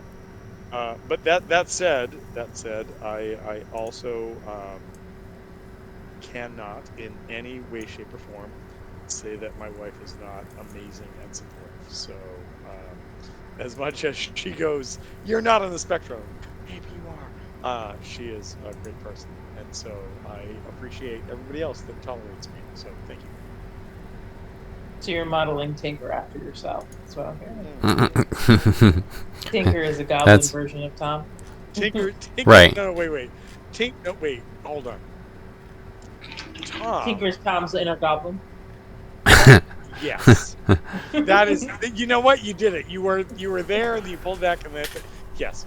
So Tom is a person that recognizes that there are laws and rules in the world that you have to follow, and that frustrates him. Tinker is a person that goes, I don't really care, and that's what Tinker is. So.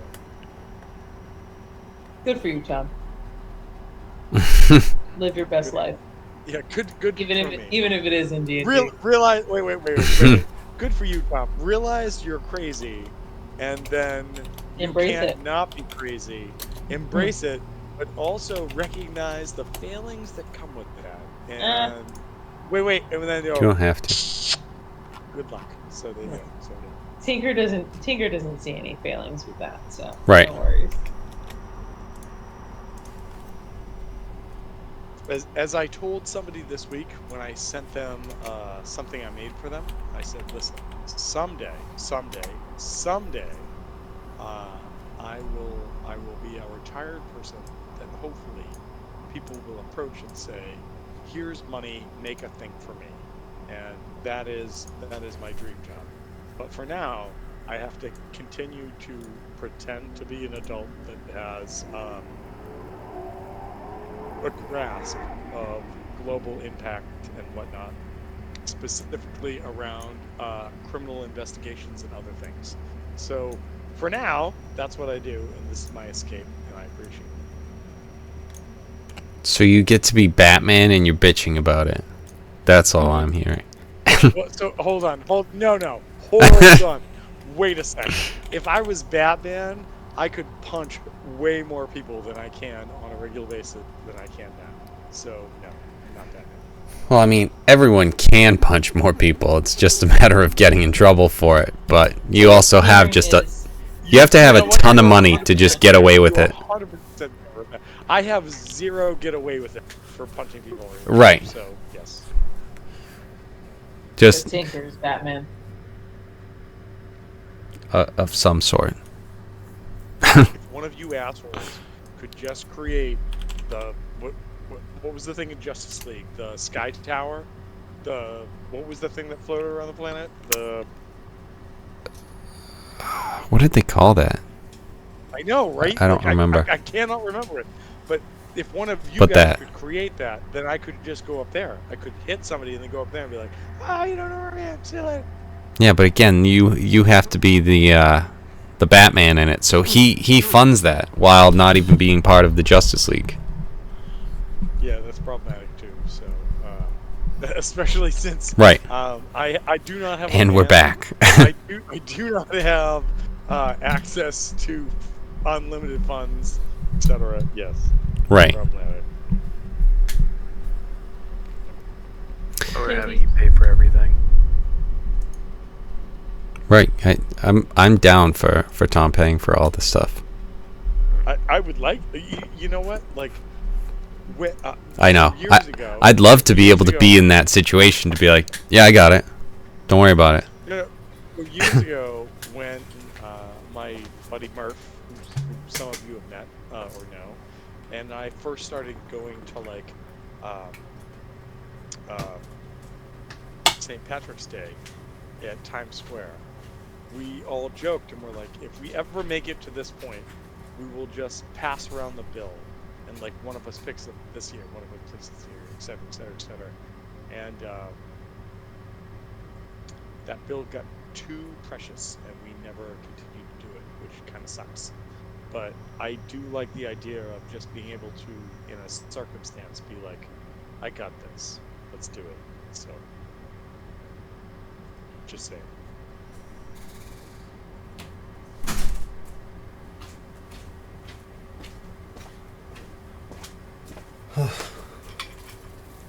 Yeah, I hear you. It's a good goal to get to at some point, but in the meantime, the current goal is stupid work, and that's tomorrow.